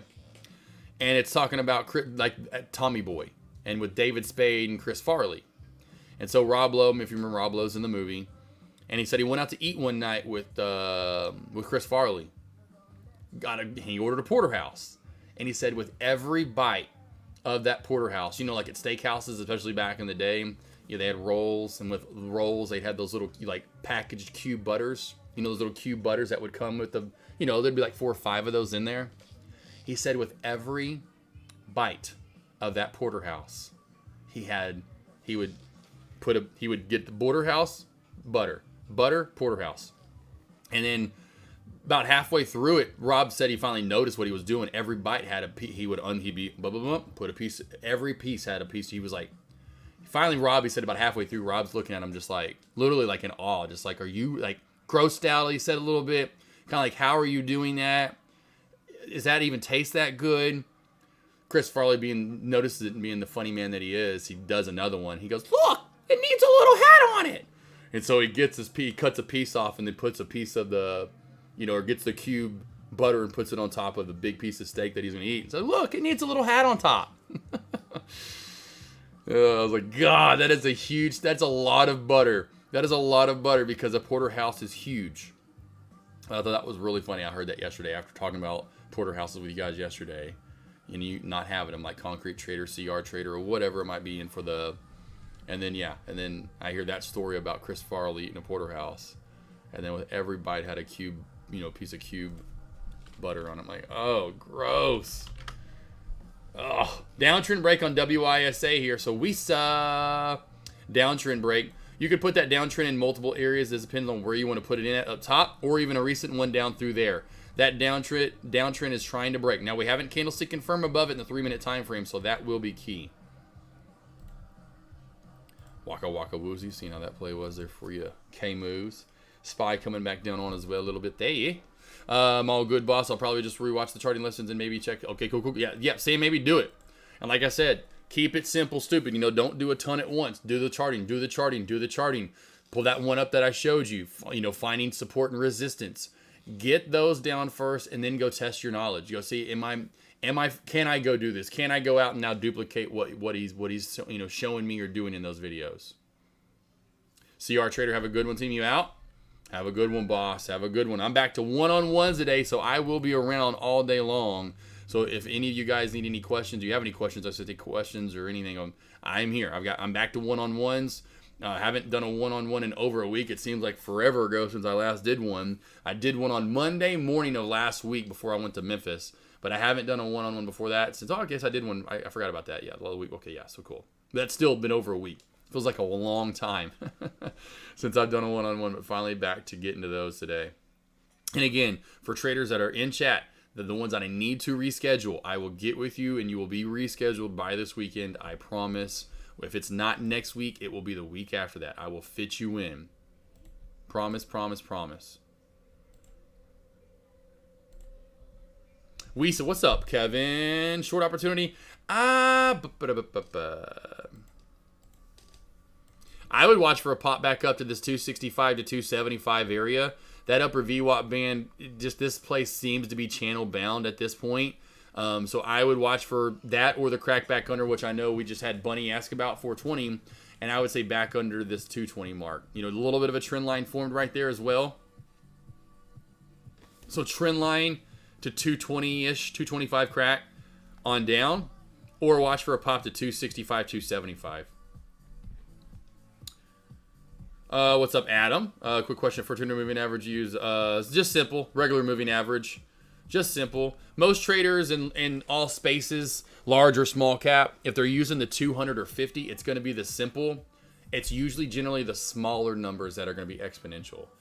Your 9, your 8, your 20, your 21. Those are generally going to be the ones that are going to be exponential, tracked at a smaller time period. The simple, regular moving average will be the one tracked at a longer time period. Got it, Adam? Got it, San. You got it, Kevin. Oh, yeah. Always for you guys. Anything for you guys. Like I said, I'm trying to help you out as much as I can. I want you guys to get this for sure.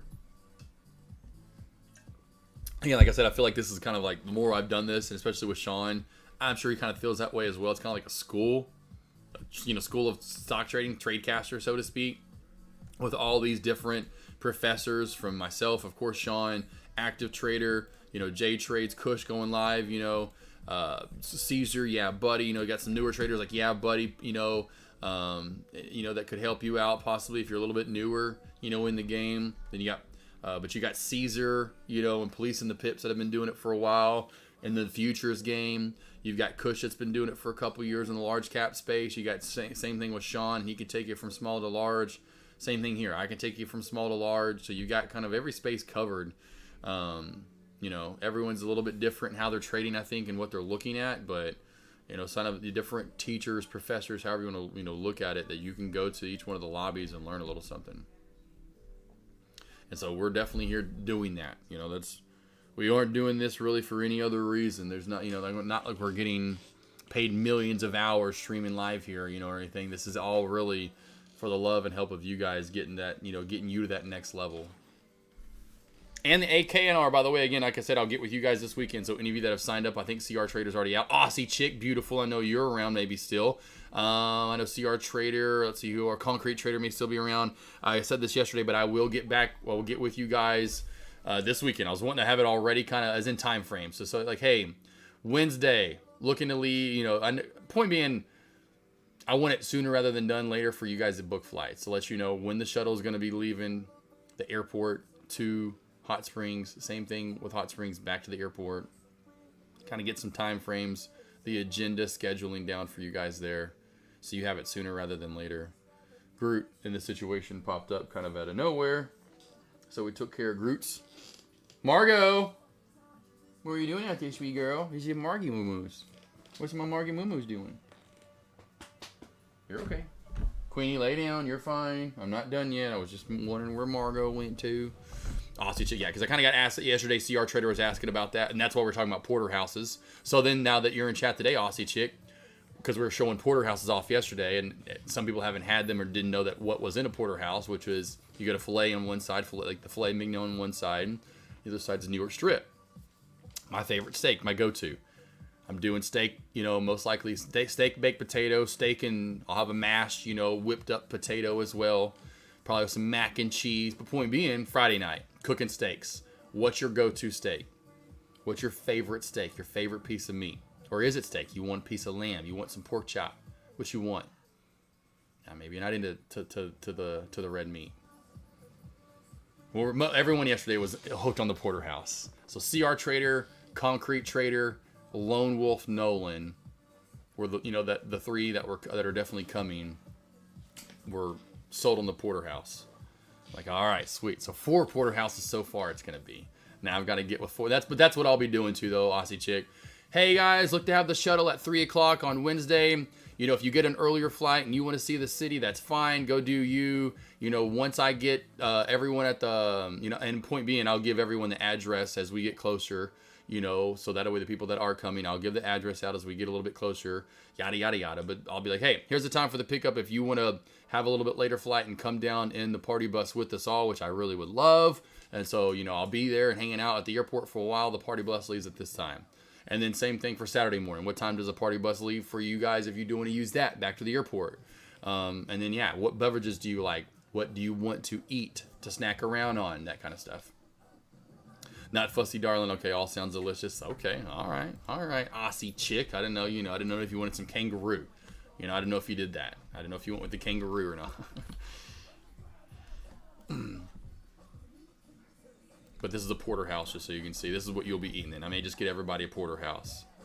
So it's beautiful, and everyone, it's like literally, what 2 steaks are in it? It's a filet, it's this New York strip. It's a nice big piece of meat. You're going to be absolutely in love with it. You won't regret it, I promise you that. Now the thing is, can you eat it all? That would be really the main question.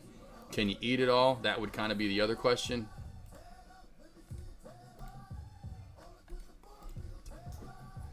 So here we go. Here's mine from the other night.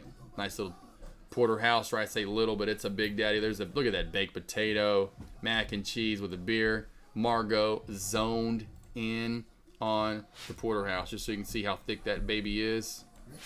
Look how thick that girl is right there. Whew, whew, whew, whew, whew. Whew, whew, whew. Hopefully, Super Buddy, they don't, but hey, I wouldn't be surprised if people did eat kangaroo. They might. I don't know. I'm just throwing it out there. I don't know. Maybe people eat possum and squirrel and snake and all kinds of weird shit here in the South. Who's not to say they don't eat kangaroo somewhere in the world? And yes, they do. That's what I thought. Because I think they sell kangaroo dog food, if I'm not mistaken. I'm pretty sure there's kangaroo dog food. Kangaroo dog food. Yeah, Signature makes it. I thought Signature make it because we use Signature. I actually have Signature. Yep, there you go. Kangaroo. There you go. And look how expensive that shit is. It's expensive because it's that wild game. I thought I saw wild kangaroo and apples recipe. Feed your dog some kangaroo, baby. There you go. 25 million oxes and 40 million. Dang, that's crazy. There's a lot of kangaroo. Well, that's like they say with the deer. That's why,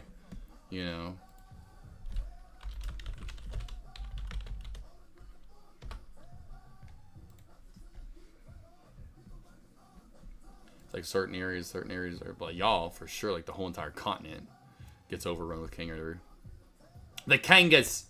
There's a kangaroo over there. Good eye, mate. Put another shrimp on the barbie. Oh, look at him. Got the Foster's Australian for beer. That's the piss beer there, yeah. Needs that Elizabethtown. Did I kind of arrange different all different areas of Australian accents right there? Aussie chick. And if just in case, come the AKNR, and maybe I've had a drink or two, a shot or two, or whatever, and I start speaking to you in Australian, you can just smack me at any point you like, just like the girl did, just like in Dumb and Dumber. You just like, shut up, limo driver. We don't put shrimps on the Barbie here. We may put some kangaroo on the Barbie. You'd fit right in, mate. I'll bring some. Oh, there we do it. Aussie chick, bring whatever y'all want. Bring it up to the AKNR. I can't wait to meet you guys. Like I said, it'll be fun. I'd fit right in, eh? I'd have to work on a little bit more, and I would really love to get good at accents and then go to those certain areas of the world once I got good at them, and then see if people would even notice, or they just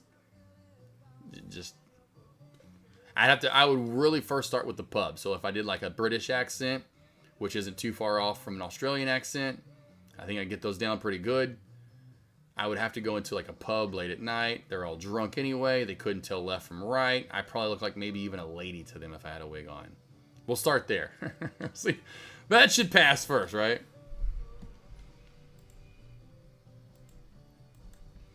All right, any questions you guys have, let me know. Again, we're kind of dying out to lunch. I'm just sticking around, hanging out with you guys. Again, here's my YouTube and Instagram if you haven't had it. I know Sand Trades probably has that, hopefully, bookmark and watching some. Bam, there's my Instagram and YouTube. All the lessons, anything I go over pretty much day in, day out is over there. I will be putting out my boot camp soon as well. Hopefully, Deck gives me the go on that. Now I have to put on Down Under. Down Under! That's like the hottest, like literally I know some Brazilians are really gorgeous too, but I would probably go outside of the United States. I'm going Brazil or I'm going Australia. Those are the hottest. Those are that's it. Brazilians and all, there's some over in some couple places in Europe that aren't. But this, oh man, Australians. Wow, and that accent. Holy moly. I think those are my 2 favorites. Swiss aren't bad. You know, some over there and some are in, you know, whoa, look at the downtrend break on Weissa. Did that really just happen? Holy banana joes. Out of nowhere there. Big squeeze right back on down, just like I talked about. There's where your short was. I don't know if anyone got the short. I said 265 to 275. Did go a little higher. Holy, up and down. Someone once told me back in the 90s they played that song everywhere in Australia. Oh, okay. Do they? They might.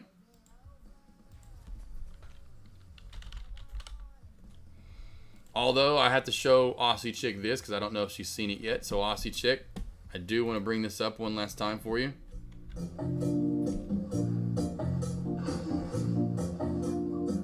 Oh, hop around like a kangaroo. Oh, whoa, whoa, free. Oh, yeah, you better be smiling when you do that.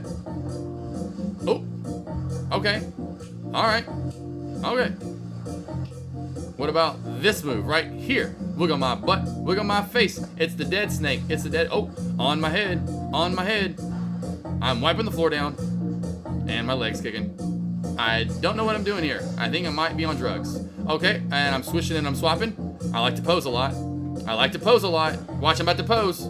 I like to pose. Olympian Reagan went viral for her breaking moves. Now she is defending them. Bro, I cannot understand a word you're saying, no offense, but if we're going to do, come on. He got 700,000 views? I can't, 700,000 views? You ain't even learned nothing from that. Look, I was ready. Let me tell you something here. Oi, oi, oi. That doesn't mean that every child must win a prize. Every There are child. some brilliant people at a recent Red Bull competition says that she's a pretty ordinary performer. I like the posing. Now, come on. If we- Oi, oi. I like saying that to Australians. Oi, oi, oi, oi. Anyway, what? How did that get on here? How did Australian break? How did we get on here? Oh, for you. Okay. Okay. Okay, I was wondering. Let's watch this one more time, though. Oh, yeah. That's the highest quality you made your video in? Well, you don't deserve to get my view. That's how I see that. Aussie Chick, yeah, that's for real. You hadn't seen that yet? Is that even bringing it? No, it's not breakdancing. That's supposedly it's pretty much rigged because she knew people that were on the committee to get in. I can't believe you have not looked up the Australian breakdancing. And yes, it was called breaking. Look at her. Look at this. The Australians are starting to root her on here. I've seen this one too. Watch this. She thinks he's good. Watch this, team. Watch this. Look at her face. Yeah. What? I kick my legs out. My hands go to the left. They go to the right. This is a zigzag. It's a zigzag. I'm walking on my knees. It's the twirl around. All right. I think I farted a little. Definitely sharted a little. Now I'm twirling around. Now I'm twirling around some more. Whoa, watch out. I think I just kicked that person in the head. Yeah, what's up? I'm the shit. Oh, speaking of, I did shit in my pants there. I will be right back, guys. What? You want some of me? You want some of this? You want some of this? That's why this was so great. Where is this at? This is why this is so great, because she looks just like freaking Rachel Dratch. Watch out. I just rolled. Oh, pose.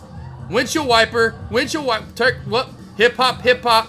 I am a kangaroo. She actually received 0 points for that. You have to wonder where Ray got 0 is point. right now. Wow, Reagan! This is wow, Reagan! Everyone, Reagan! It's Reagan, everybody! Oh no, Reagan! I can. Watch out. Yeah, Vittles will do better. Oh, man. That was some good stuff. That was some good stuff. It was some good stuff. I didn't even think it was a thing. I was like, this is really happening? Breaking in the Olympics? Can just call it break dance. We can't call it break dancing? Anyway, did anyone catch the Weissa short? Did anyone WISA? We talked about that 65 to 75. Like I said, he went a little bit higher. Great short op though right there. Yeah, that one, that's a good one. I don't know if Aussie Chick, I bet you could dance better than that for sure. There's no way Aussie Chick can't dance better than that. You know, Aussie Chick, no way, no how. I already know you can dance better than that. You put on some of that Australian jam that you guys listen to, little Savage Garden. Aren't they from Australia or are they Canadian? Savage Garden? Where's Savage Garden from? Is it Canada? I can't remember. Savage Garden. Damn it, I can't remember. Let's look it up. I think I'm going Australia. I thought it was Australia. It is Australia. It is. I thought it was.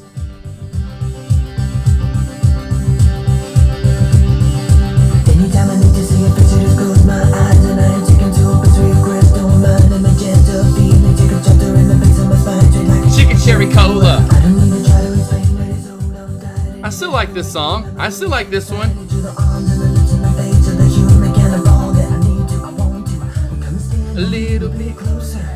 After a few beers, maybe. After a few beers, maybe. Ooh, I want you. Yeah, they blew up there in 97. It was like 97. This came out. Truly, Madly, Deeply came out. They had a little run there.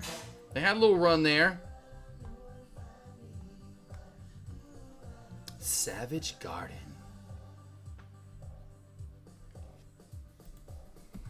Did you say Australian? Oh yes. Oh that's yeah. Oh yeah, for sure. That's what Aussie Chick looks like right there. That essentially is Aussie Chick. I think it's like every. I've showed. Remember What's Your Face that I told you guys forever ago? Because there was a guy named. I didn't know if he was. I was like, there's no way it's anyway. Something Roser. This guy's name in chat was something Roser, and I was like, you're not Nally Roser's sister, are you? And this is an Australian model that I've followed for about over half a decade now. That I'm.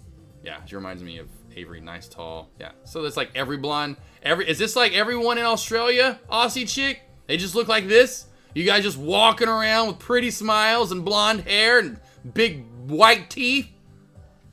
Just like, yep, I'm pretty. Did you say Turkish Hitman? I don't say no Turkish Hitman. I did not say that. What about Turkish Hitman? I haven't seen him yet. What's up with the Turkish Hitman?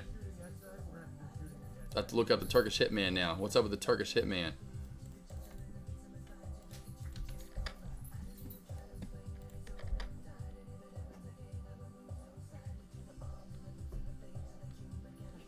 Oh, that guy. This guy. I remember the Turkish Hitman now. This guy. The guy with the, this guy. Yes. I remember this guy too as well. Yes. I do remember this guy right here. Turkish Hitman. I do remember him now. Turkey sent a hitman to the Olympics. Love it. Yeah, he's probably, here we go. Finally, can I not get like a, I'm tired of TikTok videos. I want a real video, not TikTok. I hate TikTok has ruined videos. But yes, I know who you're talking about now. Now I remember. Yep, the Olympics, I remember now. Yeah,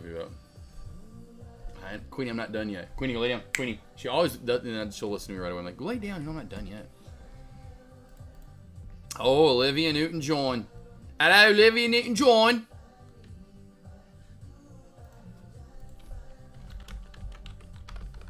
Ooh, I want you. I don't know if I need you.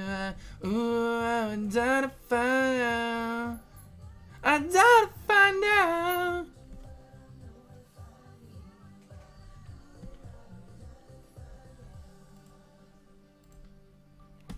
Show you this through the Australian track. Let's see here. I told Avery, I was like, I found your doppelganger. And even Avery, she's like, that is really weird. It's crazy. Try to find like some old pictures of Avery. I say old, but when she had like long hair.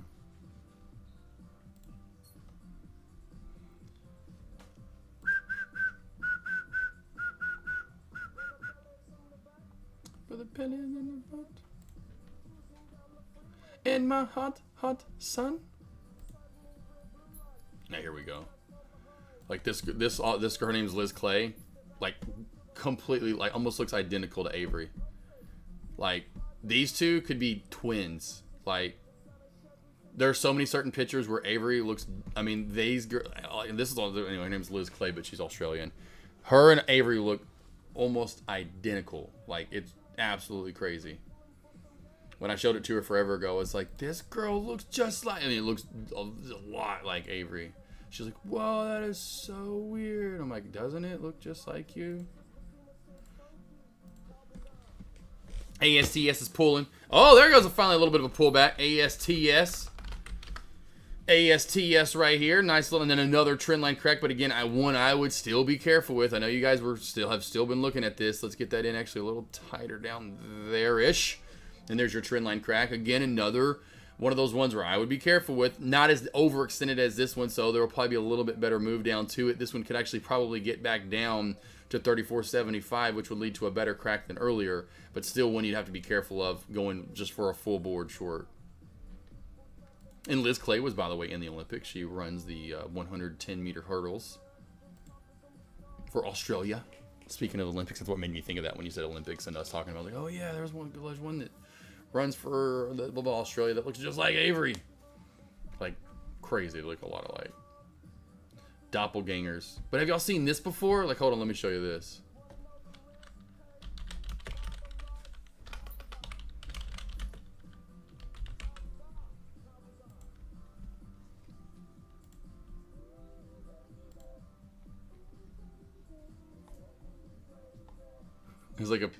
There's a page on Facebook, but there's all kinds of it. Have you seen this? The people that look like Adam Sandler. Like, look at this old boxer.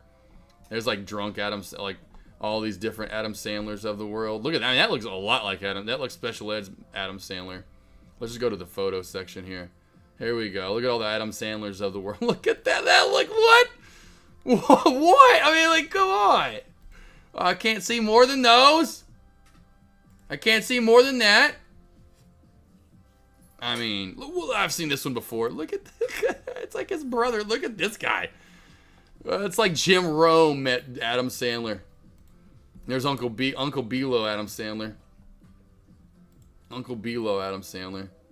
And Uncle Sandler at work.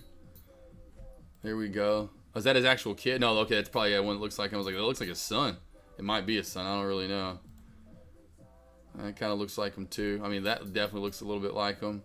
I mean, there's his brother, Uncle Rico Sandler. But there's lots of these across from different people that look, you know, you'll see them that look very similar to other people. That's some good stuff, though. I can't remember if you talked about how to get more to it. Yeah, we talked about it. Yeah, hopefully, I mean, yeah, they're slowly starting to get in production. I've seen the interview, kind of bits and pieces of it. I don't think they've gotten into production yet. I think that's this year or about to be, or soon. It could be now even maybe, because I think they're shooting in New York. I'm pretty sure. I remember hearing him saying they're shooting in New York. But yeah, it'll be awesome to see. It'll be awesome.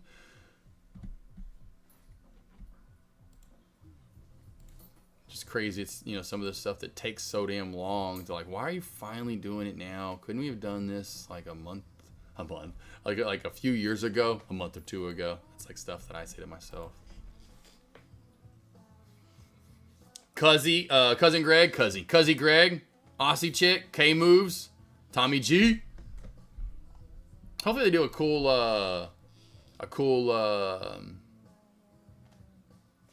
Margot, quit tearing that apart. Come here, Margot. Quit tearing that apart. That's not food. Hopefully do like like something for Chubbs.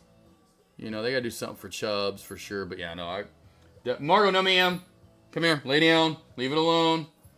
Because then you're gonna eat it. Lay down. Lay down. Good girl. Good girl. Ma'am, we said sit down, didn't we? And then we said lay down, didn't we? Good girl.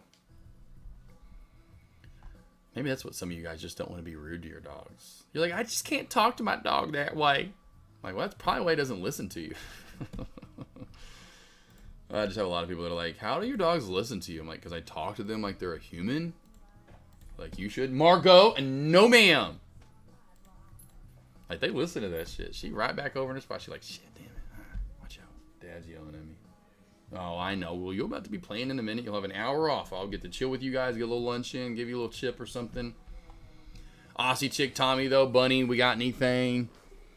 Super Buddy, Kev, Adam, San, King Lion, anyone else? Cousin Greg, K Moves. We got anything else to go over? We good? We good, we good, we good, we good.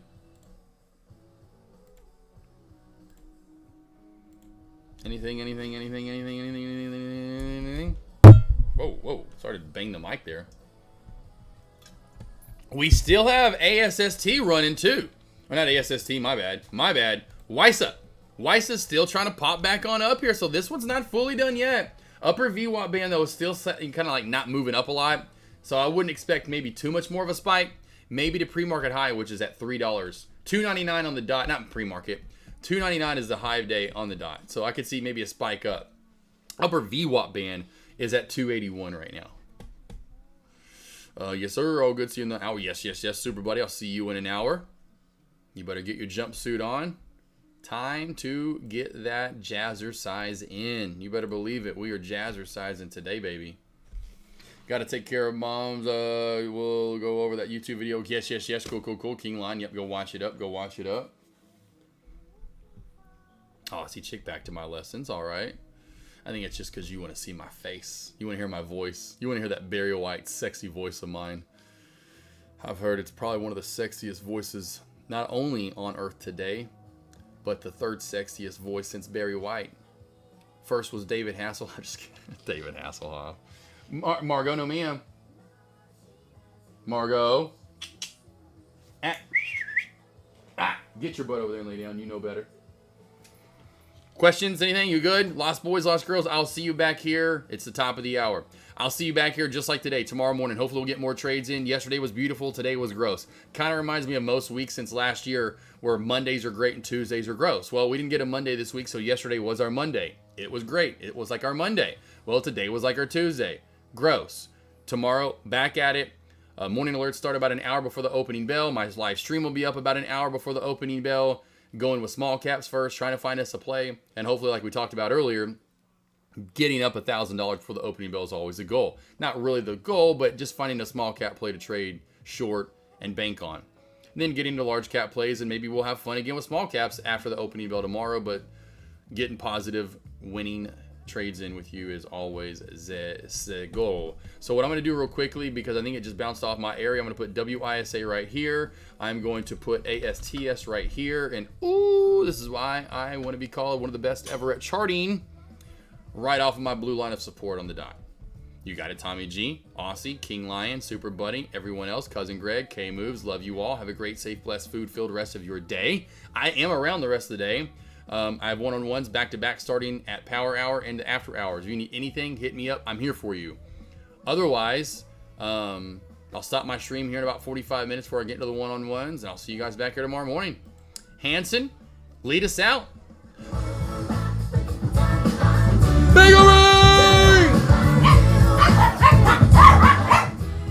Stay. Y'all be good.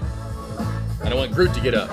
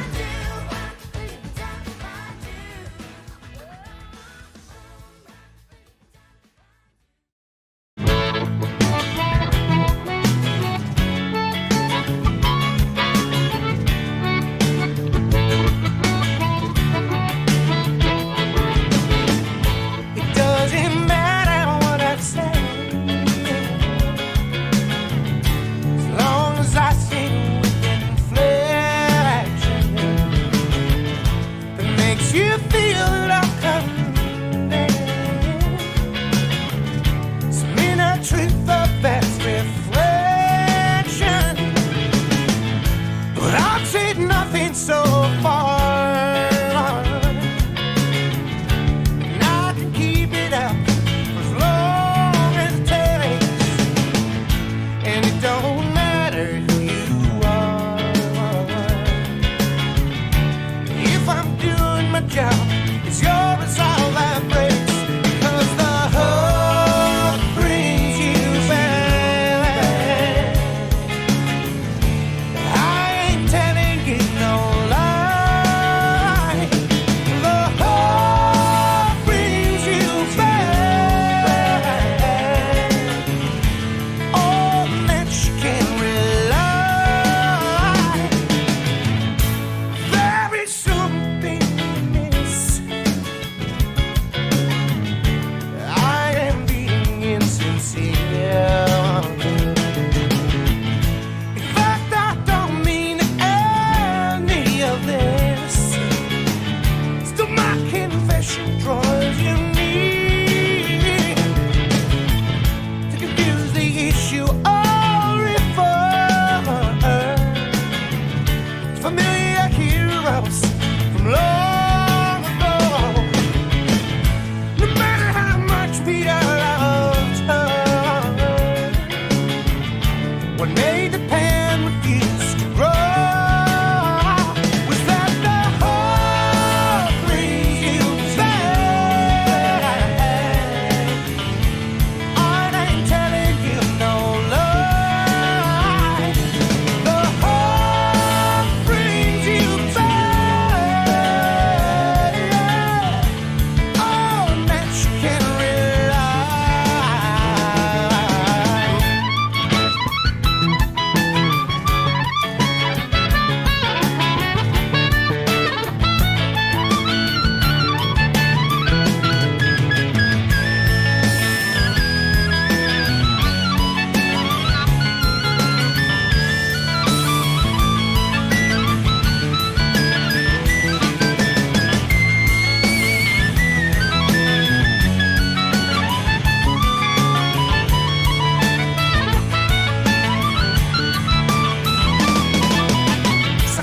Suck it in if you're in Tintin or in Berlin. Make it a spin move or else you'll win. And then begin to see what you're doing to me. This MTV is not for free. It's OPC is killing me. So desperately I'll sing the other love. Sure, but I'm so raging, hating, pain, and fear itself.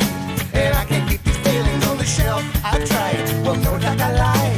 You'd be friends with suicide, but I got too much pride inside. You hide or slide. I'll do is I'll decide and let it ride until I die. And only then shall I abide this try to catch little tunes of 50-minute ditties. I wanna bust all your balloons. I wanna burn all of your cities to the ground. I found I will not mess around unless I play. Then hey, I will go on all day. Hear what I say. I have a prayer to pray. That's really all this was.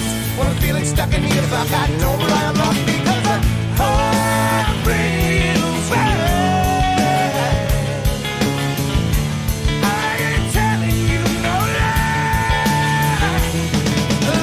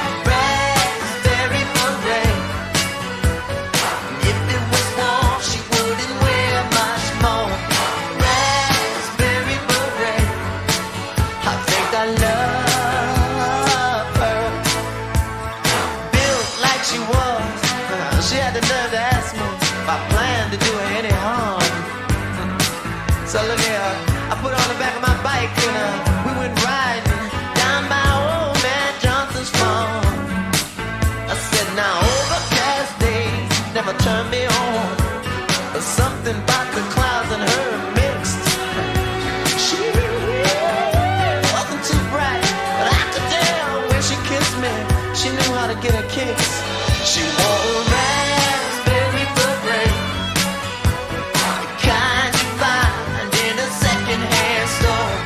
Raspberry beret, and if it was worn, she wouldn't wear much more. Raspberry beret, I think I love her. The rain sounds so cool when it hits the bottom roof. The horses wonder who you are. The thunder shines out, but the lightning sees. You feel like a movie star. Listen, they say the first time make the greatest. But I tell ya, if I had the chance to do it all again, I wouldn't change a stroke. 'Cause baby, I'm the most. But a girl as fine as she was there,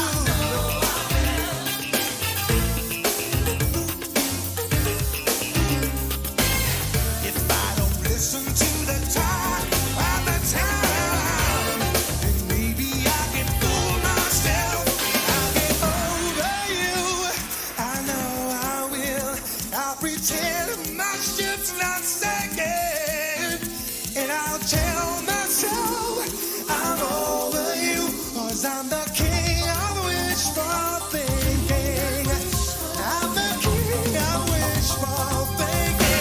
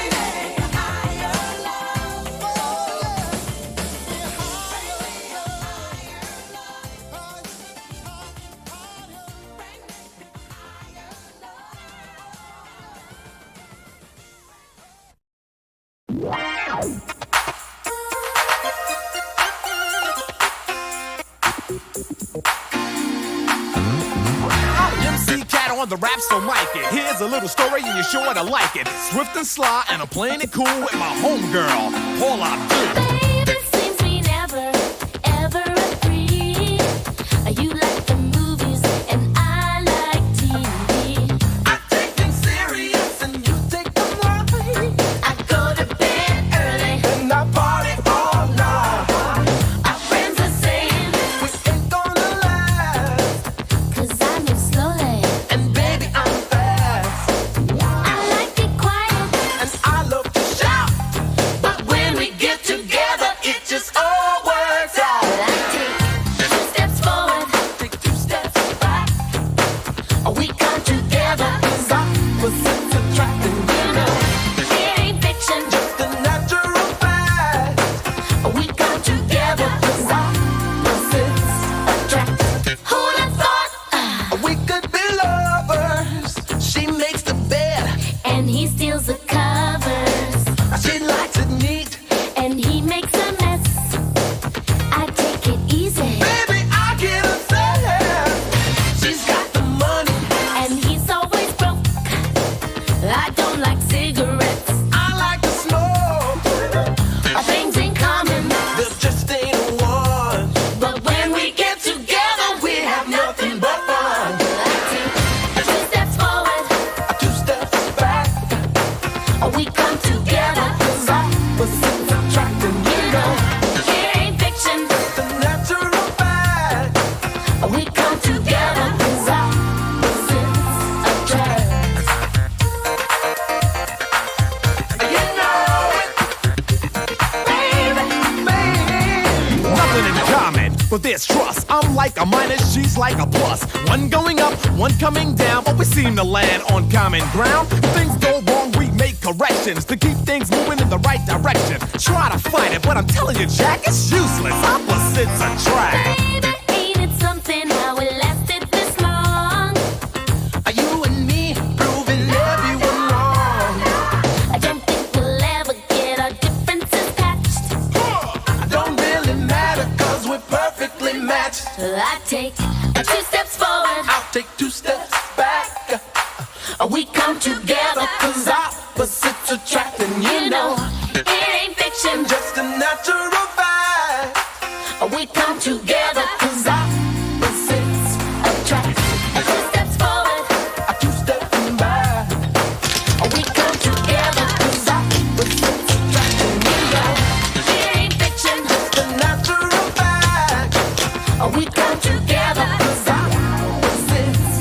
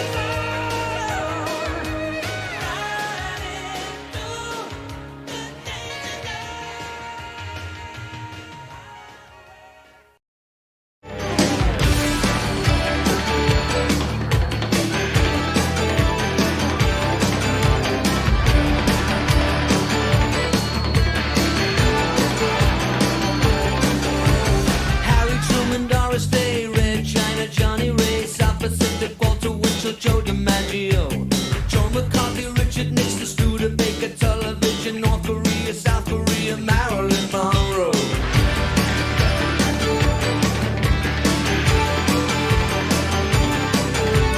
Rosenberg, H-bomb, Sugar Ray, Panmunjom, Randall, the King and I, and the Catcher in the Rye. Eisenhower vaccine, England's got a new queen. Marciano, Liberace, satire, and a goodbye. We didn't start the fire. It was always burning since the world's been turning. We didn't start the fire. No, we didn't light it, but we tried to fight it. Joseph Stalin, Alan Cobb, Nasser and Prokofiev, Rockefeller, Campanella, Communist Bloc. Roy Cohn, one for on, Toscanini, Dacron, Gengen, Food Falls, rock around the clock. Einstein, James Dean, Brooklyn's got a winning team. Davy Crockett, Peter Pan, Elvis Presley, Disneyland, Bardo, Budapest, Alabama, Khrushchev, Princess Grace, Peyton Place, trouble in the Suez. We didn't start the fire. It was always burning since the world's been turning. We didn't start the fire.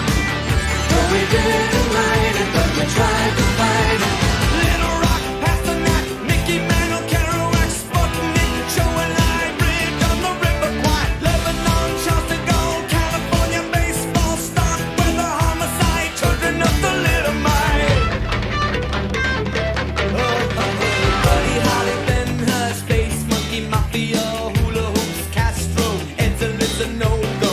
U2, Sigmund Reed, Paola and Kennedy, Chucky Checker, Psycho, Belgians and the Congo. We didn't start the fire. It was always burning since the world's been turning. We didn't start the fire. No, we didn't light it, but we tried to fight it. Hemingway, Eichmann, Stranger in the Strange Land, Dylan, Berlin, Bay of Pigs invasion, Lawrence of Arabia, British Beatlemania, Ole Miss, John Glenn, Distant Beats, Patterson, Pope Paul, Malcolm X, British politician, sex, JFK, blown away. What else do I have to say? We didn't start the fire. It was always burning since the world's been turning. We didn't start the fire. No, we didn't light it, but we tried to fight it. But control, Ho Chi Minh, Richard Nixon, back again, moonshot, Woodstock, Watergate, punk rock, Bacon, Reagan, Palestine, terror on the airline, Ayatollahs in Iran, Russians in Afghanistan, Wheel of Fortune, Sally Ride, heavy metal, suicide, foreign debts, homeless vets, AIDS, crack, Bernie gets, hypodermics on the shore, China's under martial law, rock and roller, cola wars, I can't take it anymore. We didn't start the fire. It was always burning since the world's been turning. We didn't start the fire, but when we are gone, it will still burn on and on and on and on and on and on and on. We didn't start the fire. It was always burning since the world's been turning. We didn't start the fire. No, we didn't light it, but we tried to fight it. We didn't start the fire. It was always burning since the world's been turning. We didn't start the fire.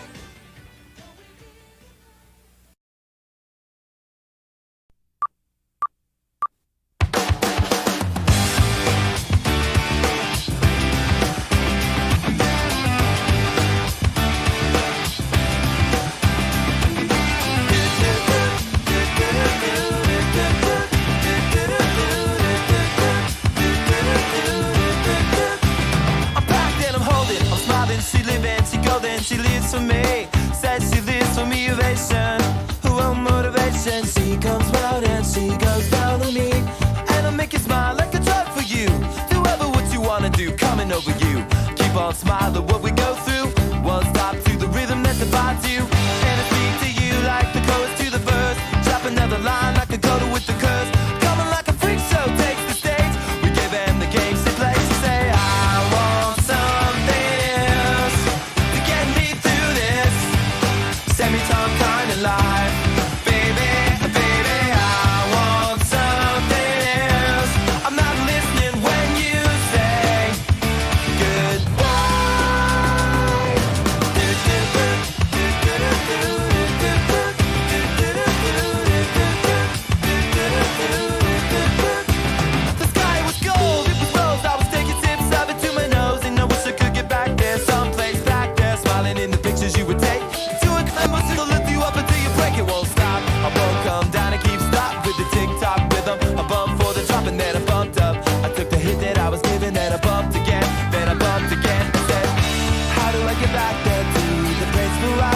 sleep inside you. How do I get myself back to the place where you said I want something else to get me through this semi-time kind of life, baby, baby. I want something else.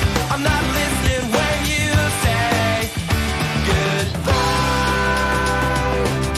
I believe in the sand beneath my toes. The beach gives a feeling, an earthy feeling. I believe in the faith that grows, and the full light goals can make me cry. When I'm with you, I feel like I could die, and that would be alright, alright.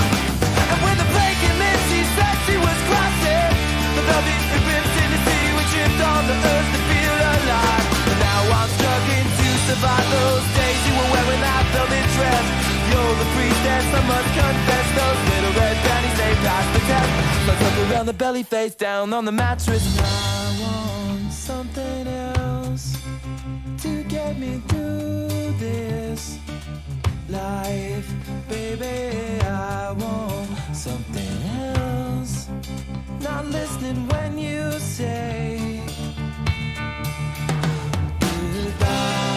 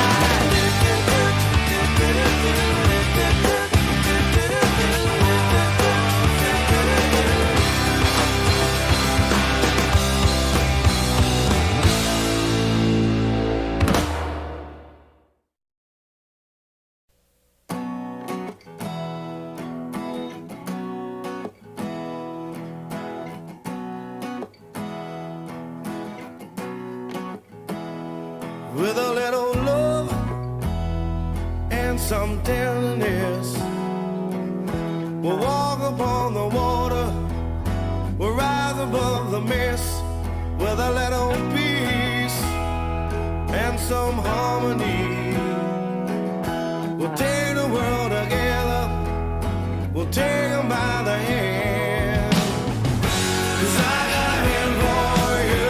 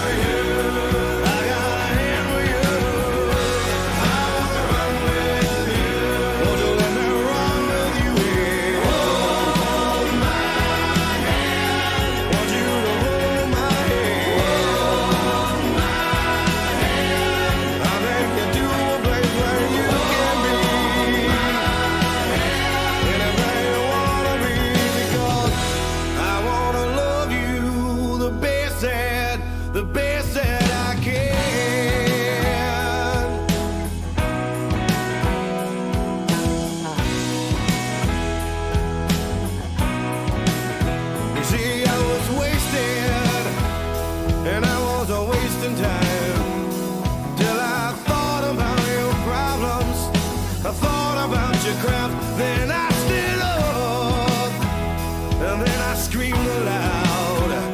I don't wanna be but of your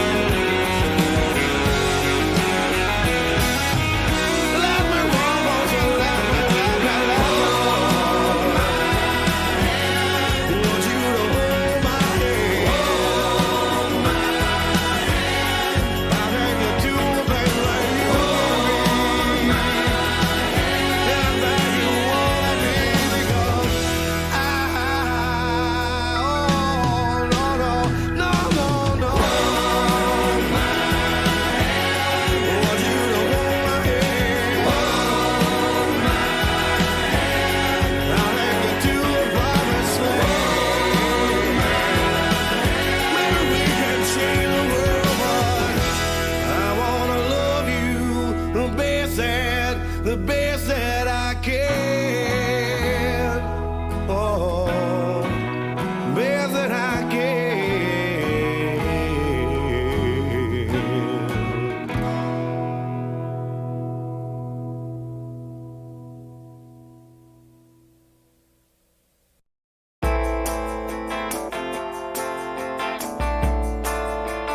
Sha la la la la la la.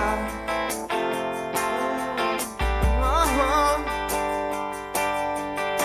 was down at the New Amsterdam, staring at this yellow-haired girl. Mr. Jones strikes up a conversation with a black-haired flamenco dancer. You know she dances while his father plays guitar. She's suddenly beautiful, and we all want something beautiful. Man, I wish I was beautiful. So come dance the silence down through the morning. Sha la la la la la la la, yeah. Yeah. Cut up, Maria. Show me some of them Spanish dances and pass me a bottle, Mr. Jones. Believe